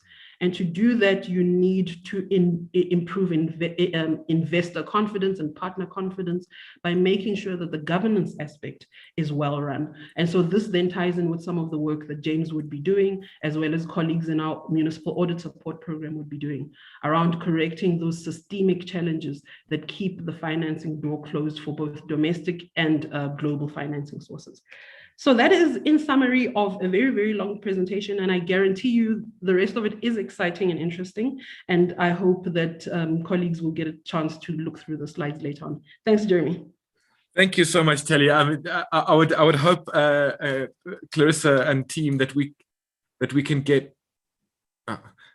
I'm hoping that we can get this presentation into the chat so that people can download it and really have a look at it, because it's fascinating information there. And I think what it tells us is that we have in our broader intergovernmental system some real assets and resources available to us as we try and navigate accessing funding to invest in climate proofing our infrastructure. Of course, it boils down a lot to governance, which is both easy and very hard. And it really is incumbent upon us to strengthen those aspects so that we can have the best possible chance of getting access to these funders. Great. I'm going to shift scales back to the district level from the national, and national being Salga National Office, and just invite Duma to make a few points from a district perspective around this challenge of how do you access funding for climate resilient or climate funding investment opportunities. And then after that, Xolisi, if you can just be ready with a few succinct statements to get us to the end of this panel, which is so interesting, and I would love it if we had more time, but maybe this is the conference in itself, which we can still do.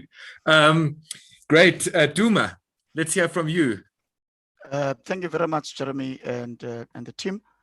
I think I won't waste or spend much more time. I think my colleagues at SALGA have really covered the surface in terms of serious challenges associated with accessing funding and also understanding what funding is for, and the challenges of infrastructure across the board in terms of the municipal infrastructure and maintenance. Therefore, how do we structure a finance model to access climate change funding? For instance, if one looks at the kind of topics that are really coming strongly in that financing tool, issues of adaptation and resilience, blended finance, climate finance landscape, natural resource conservation, renewable energy, sustainable agriculture, and many other topics. These are strong areas that the district municipality at Sarabatman level is strong at. We are a strong agricultural environment and a highly export orientated economy. We are hopeful that we will need to be able to bring those kind of networks and partnership at private sector level to inform a new approach in terms of district finance, in terms of especially the issues around economic infrastructure as enablers of growth and also job creation.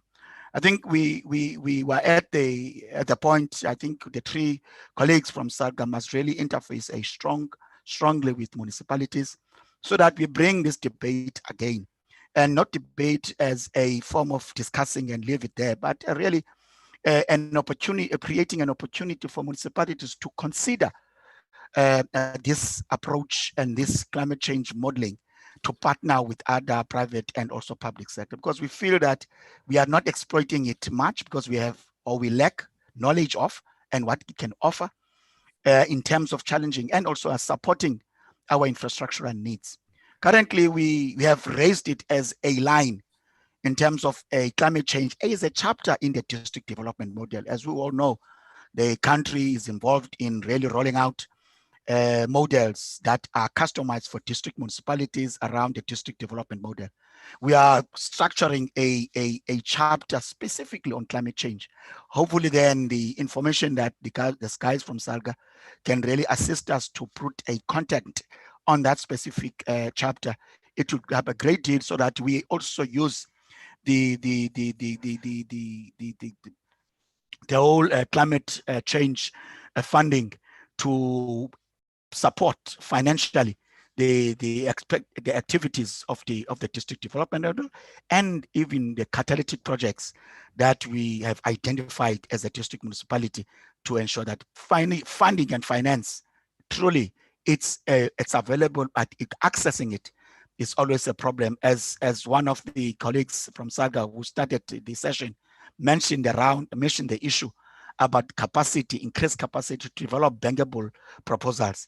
That is not yet there at the municipal space in order to ensure we really have a winning business plans from various funding institutions. Also, we are not making use of the really successful business partners in our district. For instance, we've got very strong business people that are both have a national funding footprint, networks internationally, that we need to bring into the space to really give some element of private-public partnership arrangement for the district municipality to address the issue of funding in a much better way.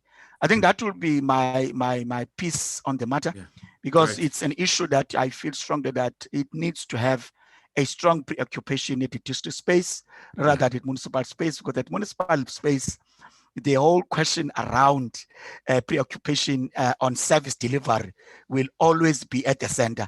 Climate change issues, climate change debate will not surface as key at the moment. Thank you very much. Thank you so much, Duma. I mean, I think that you're really inviting us step up. We've got, there are instruments. There is a great team from Salga who can support. There's a need. Let's get talking and doing. I don't think we can wait. Thank you very much from the district perspective. Kolisi, you are sitting alone on the podium. I'm sorry. I would love it if that was different and we were all there with you. But let's hear from you. And I'd invite you to probably just touch on a few takeaways that are standing out for you from this panel. And I'll invite you to bring us to a close. I know that we've got some colleagues in Ottawa who've got busy diaries, so I'm trying to catch up a bit of time.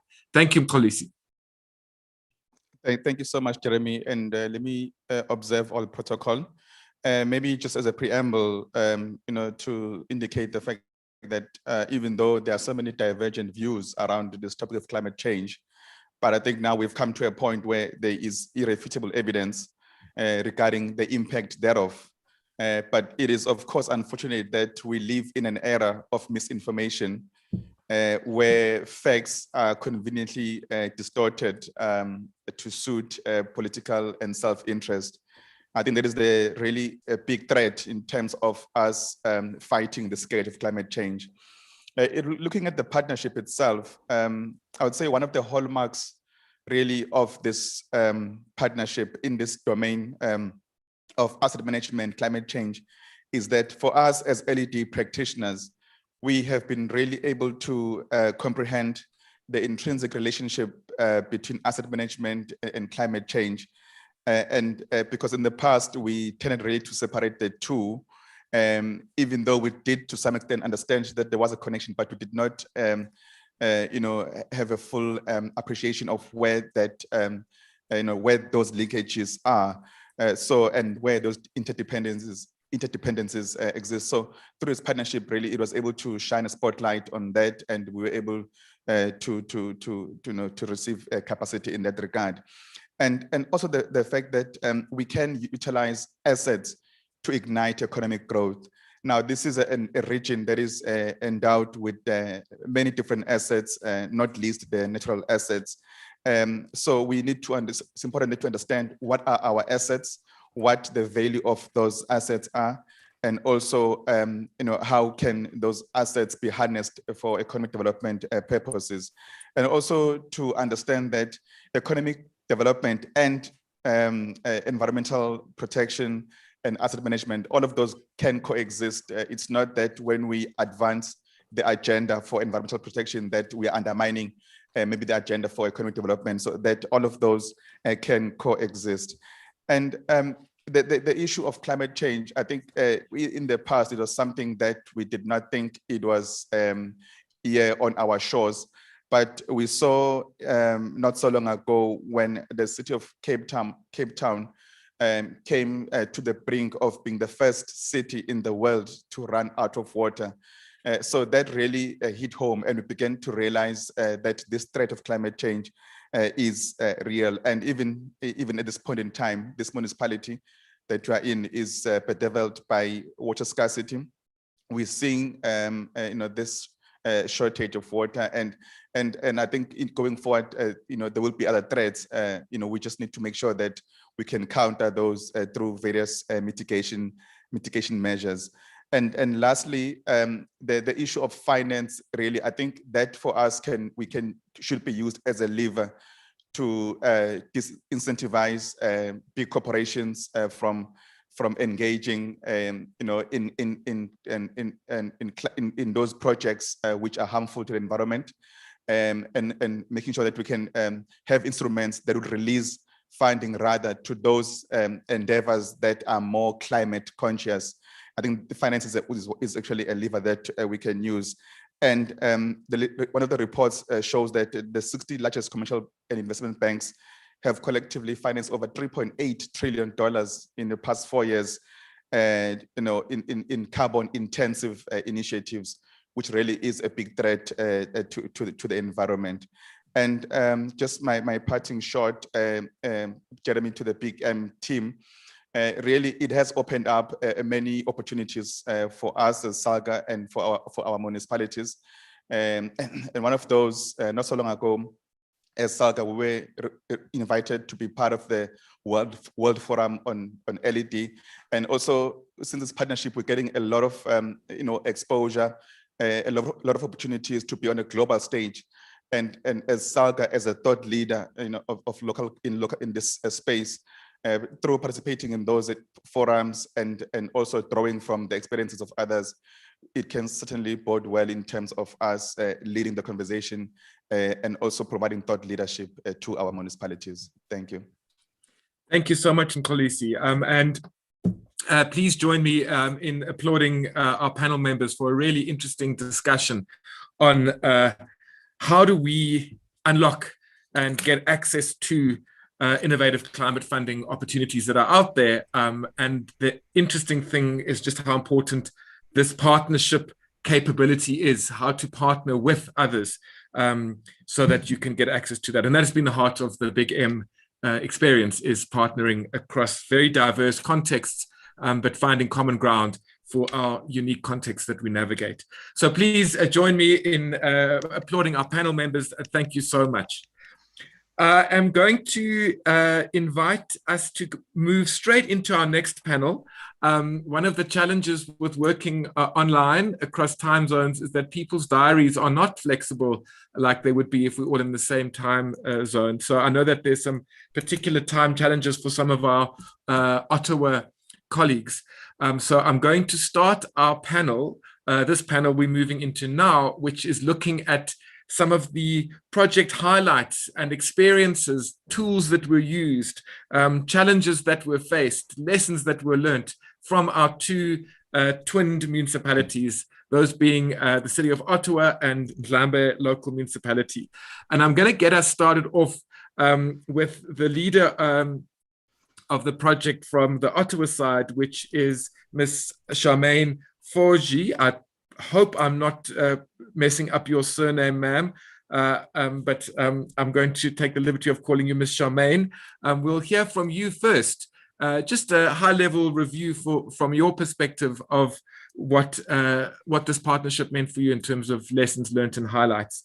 Then I'll go to the municipal manager of Ndlambe, Advocate Dumezweni, and then we will share some insights from the two municipalities. And there they are in Ottawa. Isn't that lovely to see you?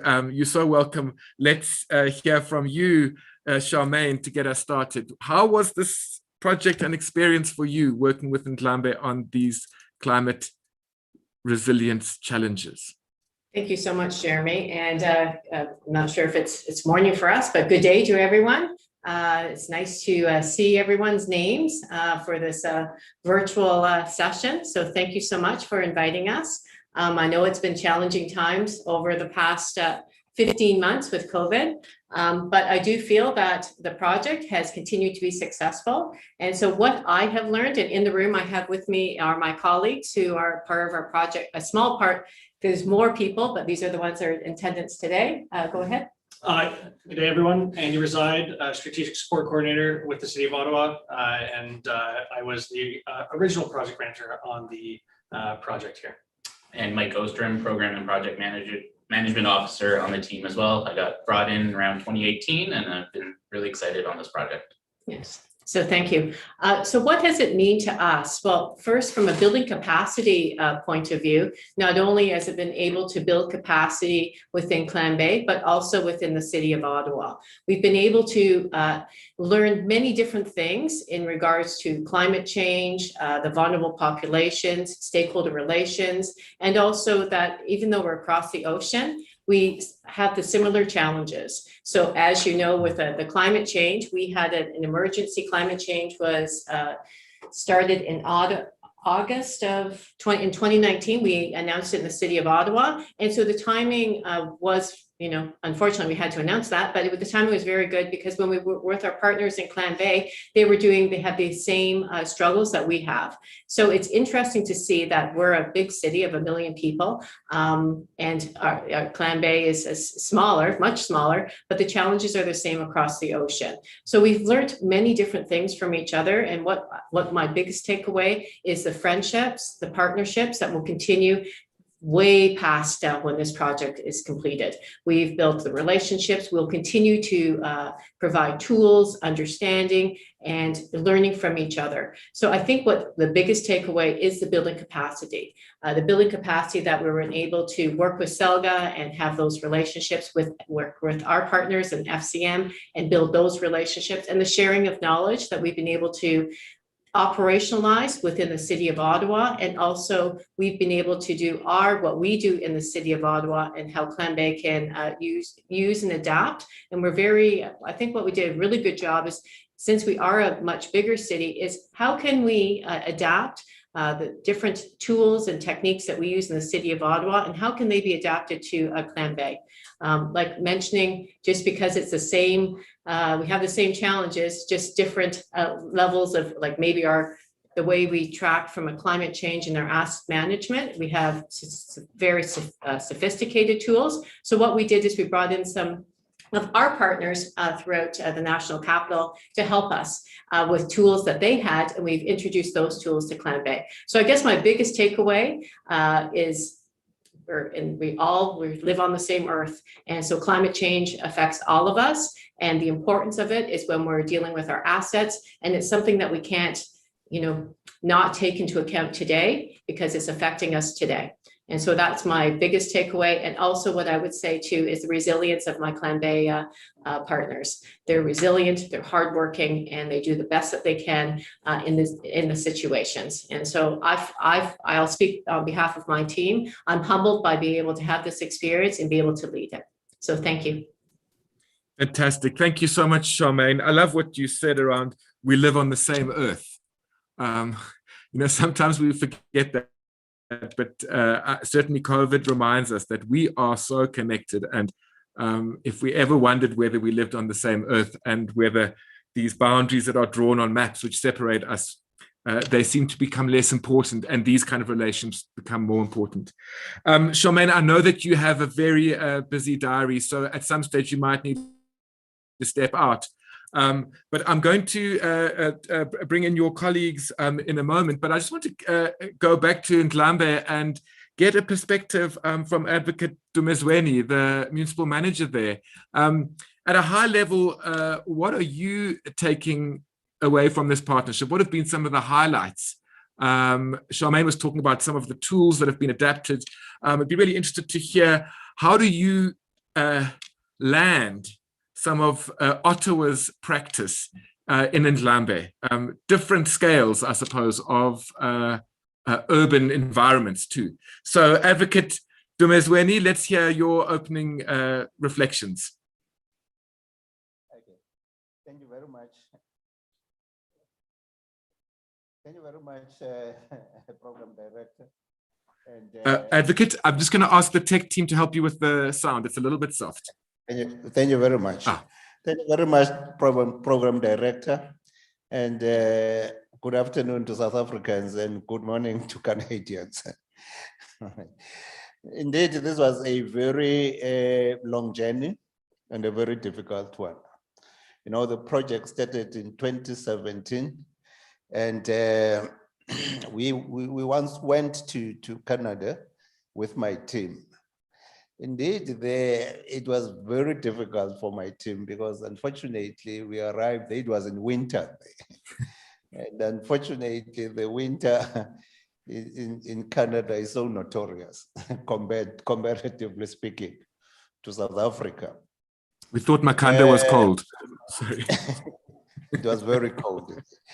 And again, looking on Ottawa, as a municipality, it has a paralyzing effect to my team. Because if we were to compare the two at the time, really, Ndlambe was almost nothing compared to Ottawa. And it was so difficult, for my team to see how the implementation of what we saw there in what is happening in South Africa. But fortunately, we were with very strong personalities. Tebuko is one of those strong ones, to say, look, take what you can do here and try and contextualize it in Ndlambe. indeed, when we came back, it was even difficult to sort of be able to, because remember, the officials of the municipality are so pragmatic in their approach. The minute you start theorizing to them, you are even making things difficult. Now we had to extract what is practicable in whatever documentation we were given, because to come up with projects out of what we were given was a difficult one, knowing very well that ours was to look on asset management and climate change. To contextualize the two was a difficult one. To link them was even difficult. And from there, to see to it that there are LED projects that come out of that was even more difficult. But indeed, unfortunately, I think the Canadians, our colleagues, Charmaine and his team, they were able to assist us until such time that we were able to come up with a policy, at least, asset management policy. And also out of that, we managed to see the link between asset management, climate change, and LED projects. Indeed, we're embarking now through our stakeholders, a recycling a project. But again, the Arrow plant, which is the reverse osmosis, is as a result of this understanding of climate change, because it became very clear in South Africa that if we are going to rely on surface water and underground water, indeed you are relying on very unreliable sources of water. What you can be relying on at this point in time is really the ocean. Understanding very well that you need to have other things, for instance, the energy. You spend a lot of, you use a lot of energy to be able to have reverse osmosis plants. That's really the lessons that I've learned from that. But obviously there were many challenges and risks that are linked to that, because you obviously have to see to it that your policies are in line with climate change and asset management, and also your bylaws.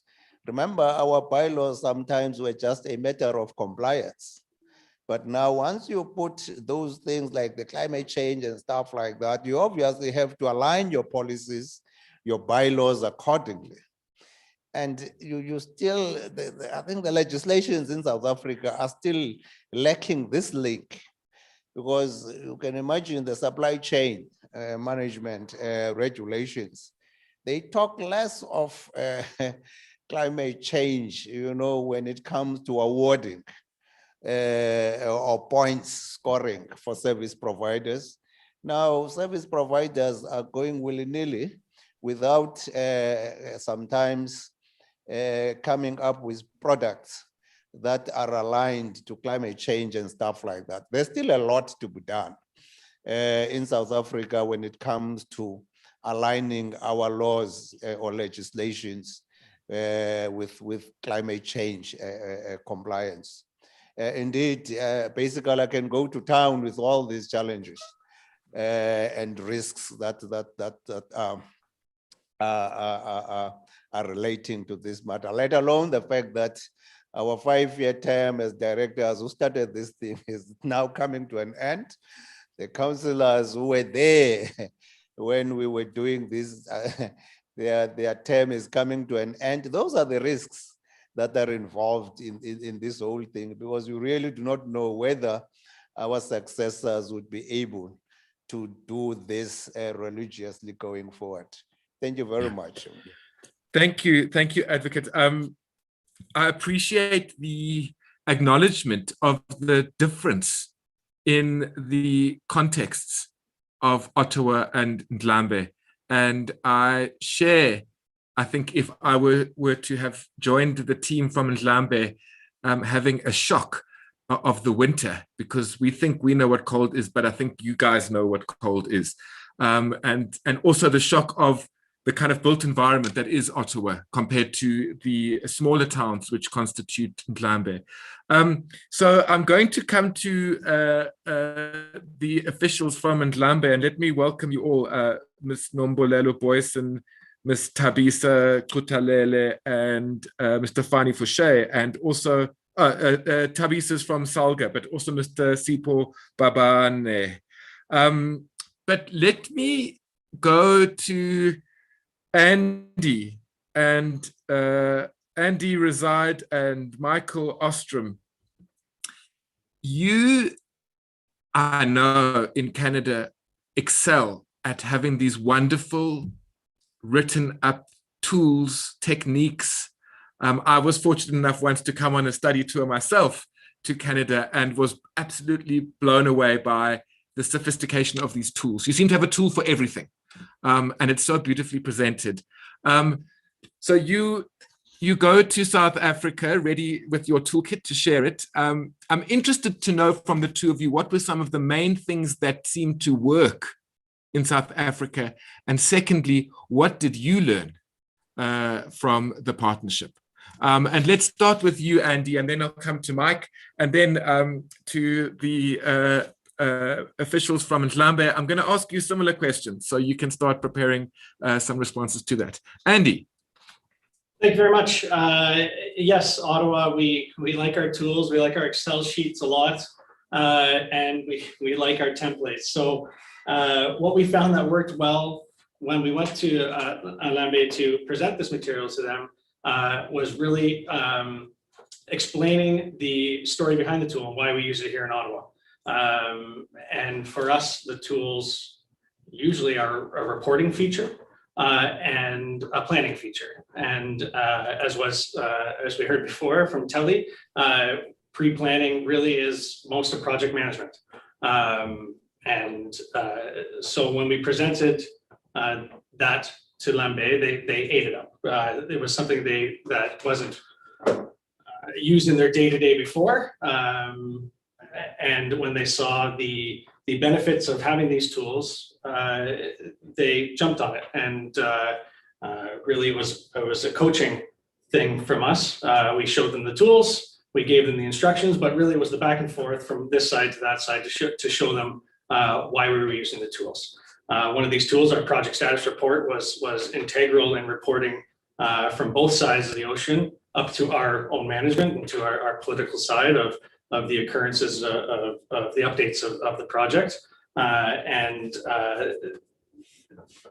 showing the benefits of why we use these tools is really the best thing, the best way to show how these tools will be used. What did I learn going to Ndlambe? Well, I learned Ndlambe is a far way away from Ottawa, and it takes a long time to travel there from Ottawa to Port Alfred. But what I really learned was, a great deal of friendship and kindness. We were received with open arms and open minds, and our partners over there really were very welcoming and treated us not just like friends but like family. So we learned a great deal of love for Ndlambe, and it will always hold a special place in our heart, and we hope to go back someday. But what did I also learn? Well, this was my first international project as a project manager. So I learned that how to, well, with the time zones and everything, I learned that how to project manage in a time continuum, really. So we would be doing something at their nighttime, and we'd have to wait for an update during their daytime, and vice versa. So we learned how to mitigate that through these tools. But I think the main thing I did learn was, a love for South Africa and Ndlambe itself. Great, thank you, Andy. Yeah, I like this. It's practical. You've got a tool, you can share it, you can coach on it, and there's different time zones, and it's far. And also the important thing about these partnerships is that the kind of oxygen of the partnership is the relational stuff. So otherwise we'd all be apps. And it seems that this partnership has brought the kind of real relational glue that builds knowledge together. Michael, while we're still in Ottawa, I know it's easy for us to travel online now, it's just a second away, but let's stay in Ottawa. And I would invite you to share your reflections on being part of this project, what tools from your perspective seem to work and what you learned as well in your experience. Perfect, thank you. I had the pleasure of joining about midway through the project, and I was very excited when I was brought onto this team. Joining Charmaine's team, you really find out how important planning is and using different tools and communicating, and you have to put that all together in a package to bring out and get everyone to buy in on.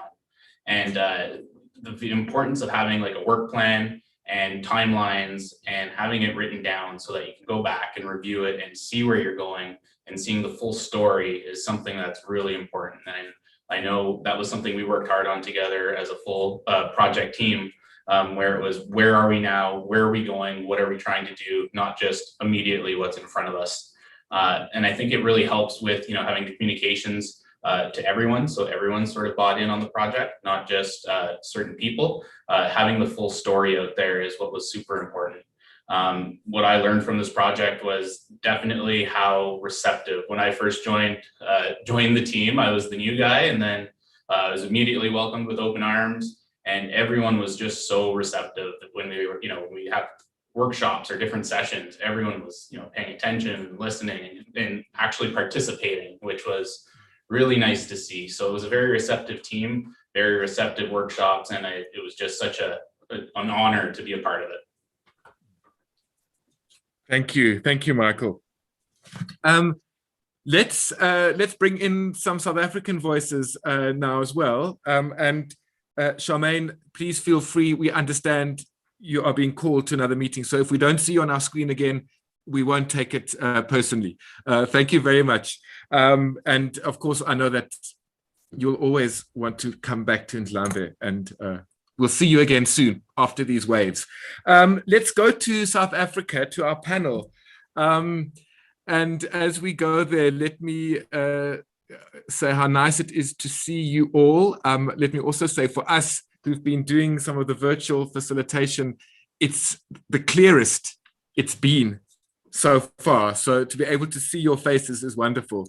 And let me also encourage you, if you don't mind, also just when you're speaking, to look at the camera, not necessarily the screen.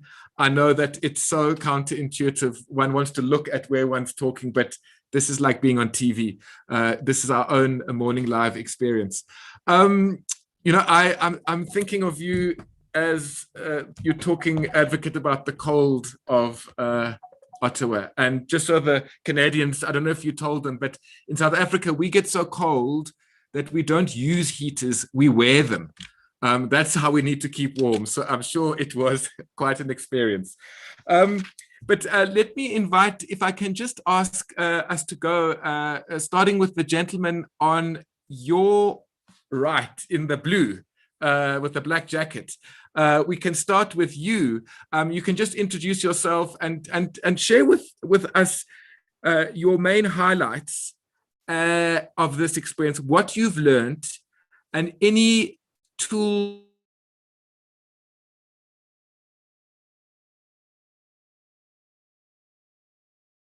see in the chat that you are SIPO. Fantastic. And then I'm going to invite you just to go from to your left, one by one, through the panel to get those same reflections to my question. So SIPO, let's hear from you.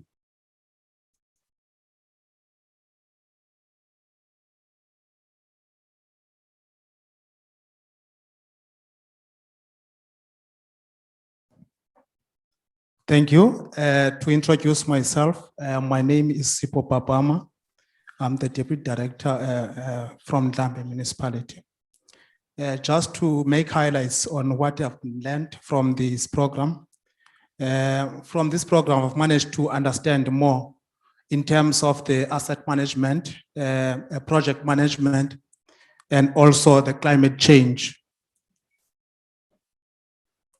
Okay, in terms of asset management, what I've learned more is that when you start the project, you need to make sure that when you first procure or you purchase, for instance, if you buy a vehicle, you should be able to maintain it from the start up to its disposal.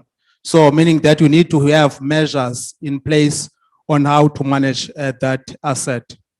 Also, another example, when you deal with the projects, for instance, the road project, you need to be able to understand what type of material that you need to use, depending on the area that you are at. For instance, when it comes to Port Alfred, we are in the coast area where we have a lot of moisture. So now when you design the roads or you have the project, you need to make sure that you choose the better material that will at least manage to take you for a long period. I think those are just the highlights that I can remember. But also in terms of the project management, there are templates that we shared with the partners where we are currently using now on the projects that we are currently implementing as a municipality. Thank you. Great, thank you so much, Sipho. Let's go to, on your left, I think it's Nombolelo Boyson, who's Director for Community Services. Let's hear from you, ma'am, about what were some of the highlights. And also, I'm wanting to hear what you taught the Canadians.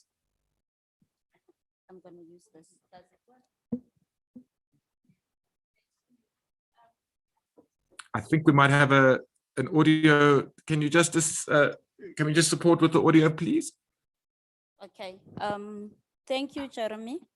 You have already introduced myself.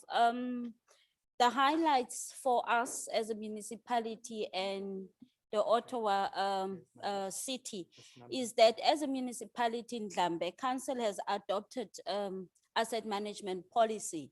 And I think because of this partnership, we are very grateful for that. Secondly, also, we have as a municipality, because of this partnership, we have an asset management strategy, and we only has adopted that strategy because of this partnership. I don't want to sit here and complain, Jeremy, but our asset verification, we still have challenges, as the MM alluded in his presentation. But I must be honest to say what the mayor was saying when she was opening. As a municipality, one of our biggest assets that we did not recognize in our books was landfill sites. And today we are proudly, as an institution, Ndlambe Municipality, to say that we never knew that we are capable we have the capability in ourselves to make sure that we can actually start to maintain and recognize that asset. Lastly, I will slightly change your question to say, what did I learn from the Canadians? As a person or as an individual, I think time, Canadians, that's an asset to them. So I think that I brought to the municipality, and that was one asset that I think my supervisor, which is the accounting officer, used to say that it's a very valuable asset we have, but Canadians excel in time. Thank you, Jeremy. Sure. I hadn't thought that you'd added time as to your asset register. It's a beautiful way of putting it. Thank you very much. I must also acknowledge Clarissa. She's helping me so much with names. I know Zona. I think you're from Salga, if I'm not mistaken. If you are from Ndlambe, I'm going to ask you to speak now. If you're not, I'm going to ask you to speak a little bit later. Is that unfair? No, it's fine. Sorry. Okay, because I'm going to ask you to make some sort of concluding comments. But let's go to, is that Ms. Tabisa? Okay, Fani Fouché, is that you?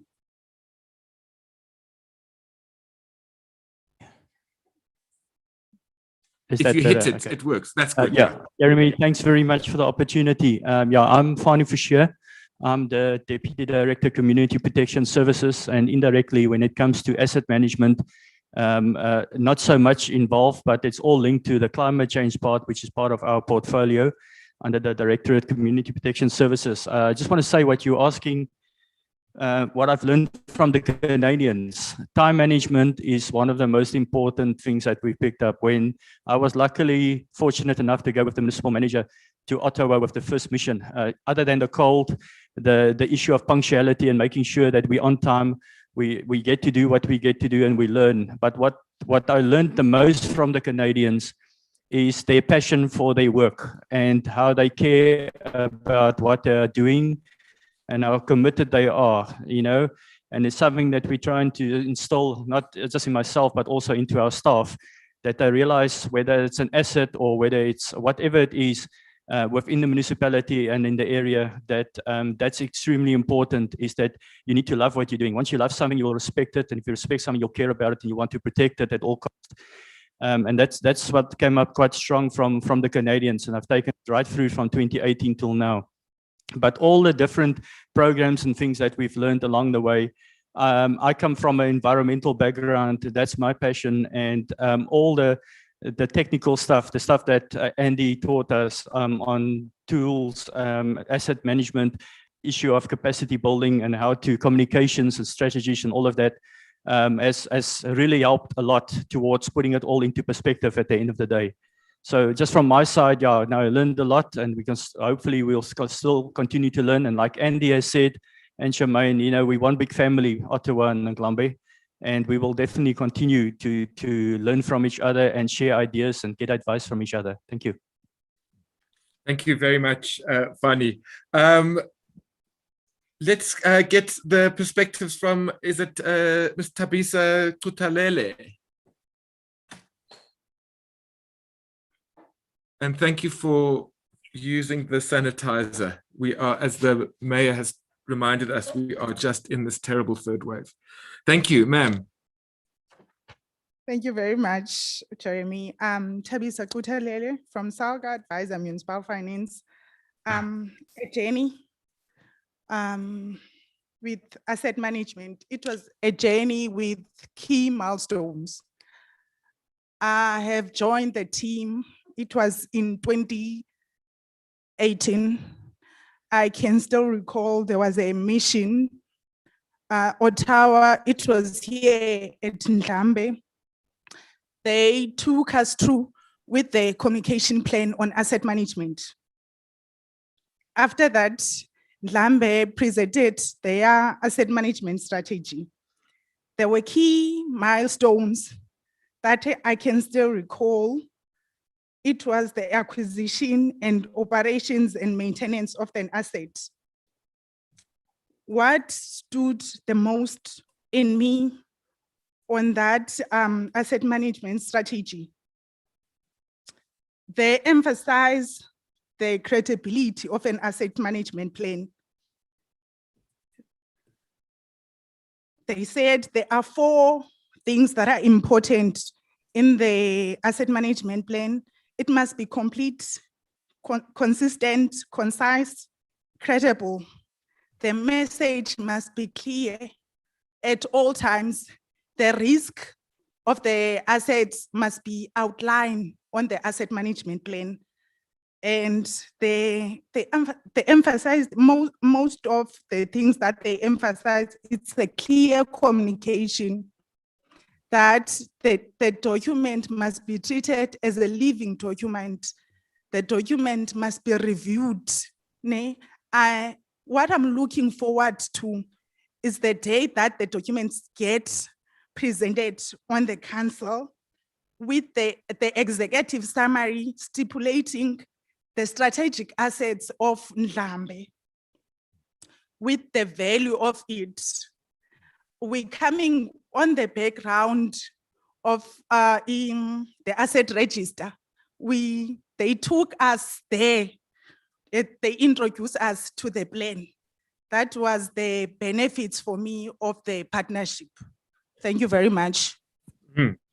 Thank you.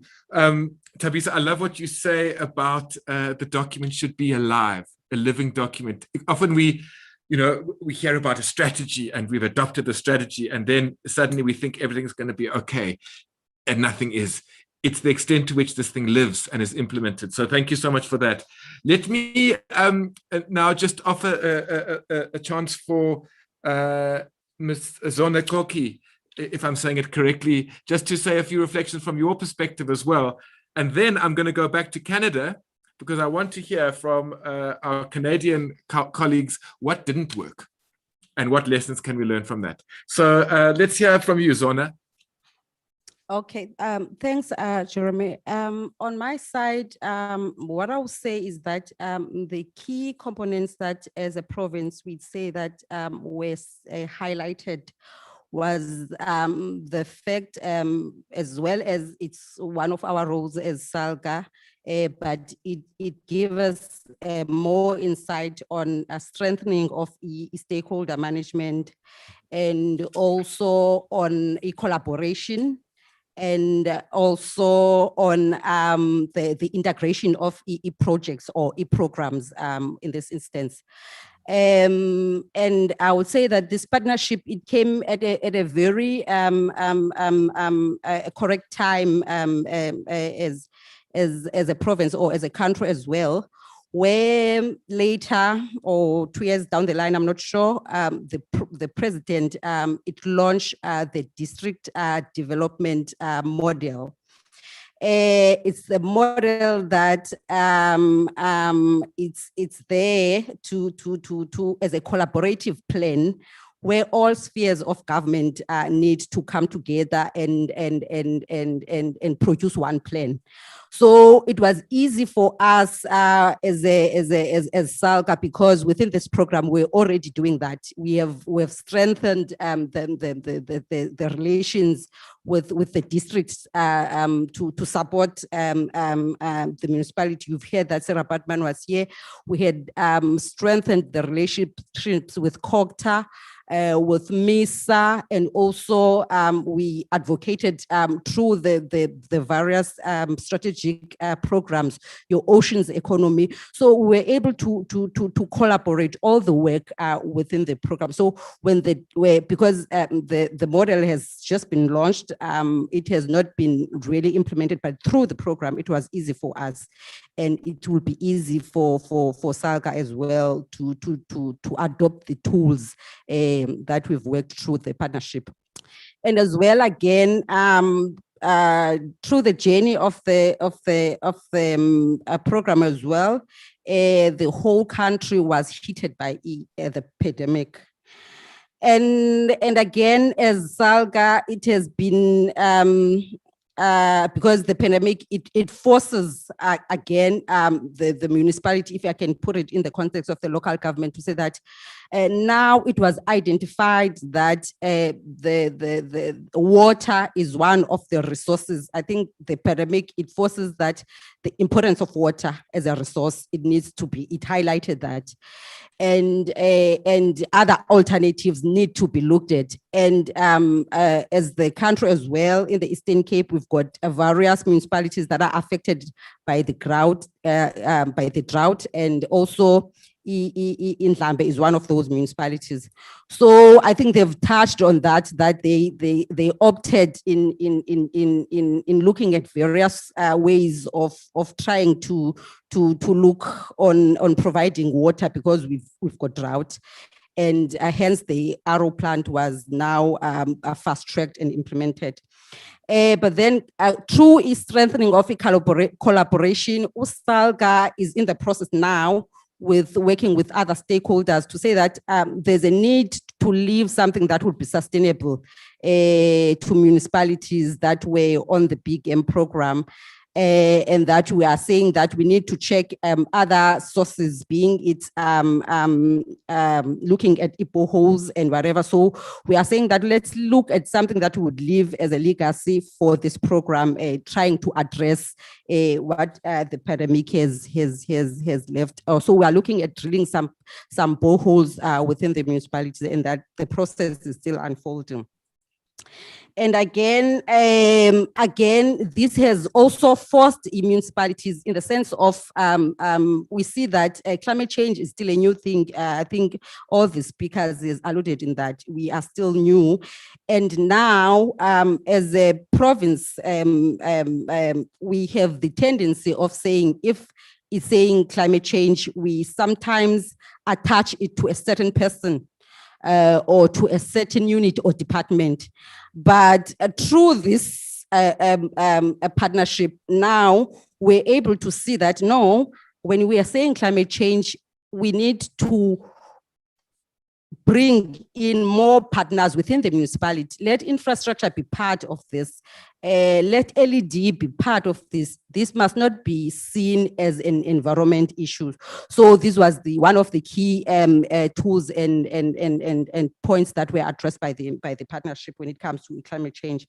And also, again, through the spirit of district model, USALGA now is looking at developing a framework that would also look at, because municipalities have been developing the climate change strategies, if I'm looking at other municipalities as well, but there hasn't been a sense of what is this climate change? How do we implement it? How do we incorporate it with other departments? How do we link it to infrastructure?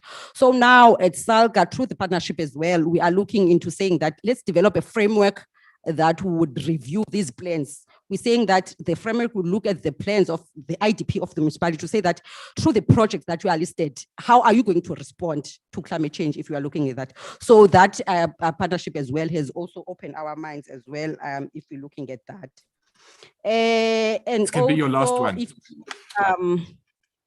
come again? This can be your last point, please. Oh, yes, it's my last point as well. I'm saying if you're looking at the asset management as well, it came at a point where one of the grants, municipal grant, we've got the biggest grant, which is the municipal infrastructure grant. So now we've set aside to say that 5% of the grant, it must be allocated for each and every municipality to use it in developing the infrastructure asset management plan. Again, this program also has assisted us to say that if you were looking at asset management, then it was attached, there was a bit of a thorny issue when it comes to asset management. Is it an infrastructure thing or is it a financial thing? So the program has assisted us as well to say that the collaboration of developing the asset management, it's not an finance thing or infrastructure. So the 5% that is being allocated now, I think the 2 municipalities that have been identified have benefited will excel, and the tools that we have received from this partnership, it will assist us as well as SALGA to be able to benchmark it or to mirror them to other municipalities as well, because it's one of the mandates that municipalities have to develop from now. And that now we are seeing that municipalities, they need to take the asset management as a top priority planning, because our municipalities are there's a key elements that are affecting our municipality when it comes to spending the grants. When you look at the procurement, when you look at the planning, and when you are looking at the O&M. So if you are taking the asset management, it's going to address all those things. Thank you, Chairperson. Thank you so much, Zona. Your point around this affecting us all is so important. Climate resilience is not a problem of just asset management or a department or a unit. It's everybody. So this partnership approach is so important. Thank you very much for those points. Andy, Charmaine, you couldn't help but stay. Yes, I do have a hard stop at 10 hour. We have people bugging me for my other meetings, but this is so important. I appreciate it, and I want to ensure that I'm listening and participating. Okay. Thank you so much. Thank you. I'm going to ask you, Charmaine, and I'm going to send the same question to Rolly, advocate, the municipal manager at Ndlambe. And I'm going to ask the two of you just to speak perhaps on behalf of your teams, Mhm. given our time constraint. You know, we tend to really celebrate these partnerships, and they are amazing generative relationships. But sometimes the things we learn, or something that we're wrong, but if we're going wrong, we learn something much deeper than we thought we would have. So I'm interested to hear, were there any moments like this for you, Charmaine, in the journey, and what did you learn as a result? Thank you, Jeremy. Thank you for that question, that perspective. I'm not someone who dwells on what goes wrong. I always think anything that it's always an opportunity and a lesson learned. And so just to put that in context. So what we, at the very beginning, I think when we started in the project in 2017, it was unclear what the mandate of the project was. So it was unclear. We arrived in South Africa. It wasn't clear from FCM and SELGA, from my perspective, of what the partnership entailed. But after that mission, we did realize what we're there to do, and we had projects and had a plan put in place. But at the beginning, it was a little coming across the ocean to somewhere that really, I guess, we're adventurous, because we really didn't know what we're getting ourselves into. So that was one lesson. And then when we came back, it was the IT connectivity, very difficult to connect. We had a lot of issues with connecting virtually, but we overcame that as well. Also, competing priorities are always an issue for everyone.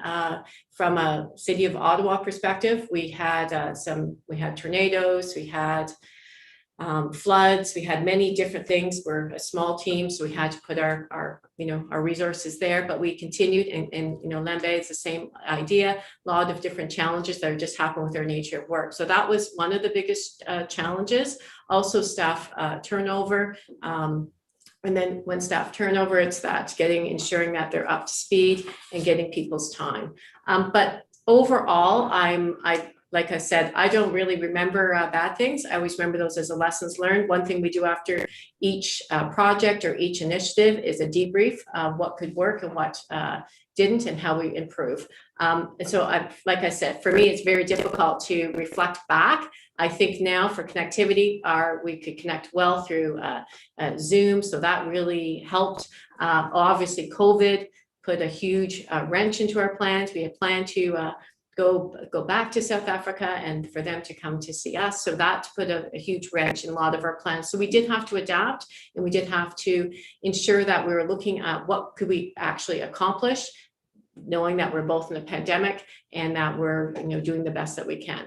But I have to say, from my perspective, all of the challenges that came were overcome by the leadership of Rolly and the project team, ensuring that what we could do could be completed, and also with the help of SELGA and FCM.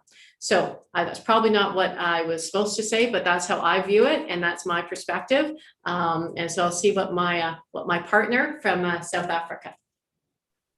Charmaine, I'm thrilled with the way in which you framed it, because that's the essence of lessons learned. It's what are you going to do with what you've learned, not to frame it. So I think your response was spot on, and it is the essence of learning. I love the fact that you've institutionalized the debrief.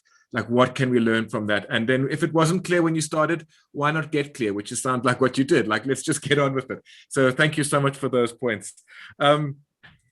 Rolly, if I can call you that, that sounds like such a Canadian name now, Rolly.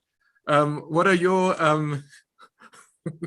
you started off with identifying some of the kind of surprise, I suppose, with your team about, you used the word paralyzed by the kind of scale of Ottawa and the cold. So talk to us about some of the real lessons which you've learned at a deep level through this partnership, and how would you respond to what Charmaine's saying, and also what would you say is next, even though the partnership as it currently stands is perhaps coming to an end, but what is next for the relationship? Over to you. Thank you very much, Chair.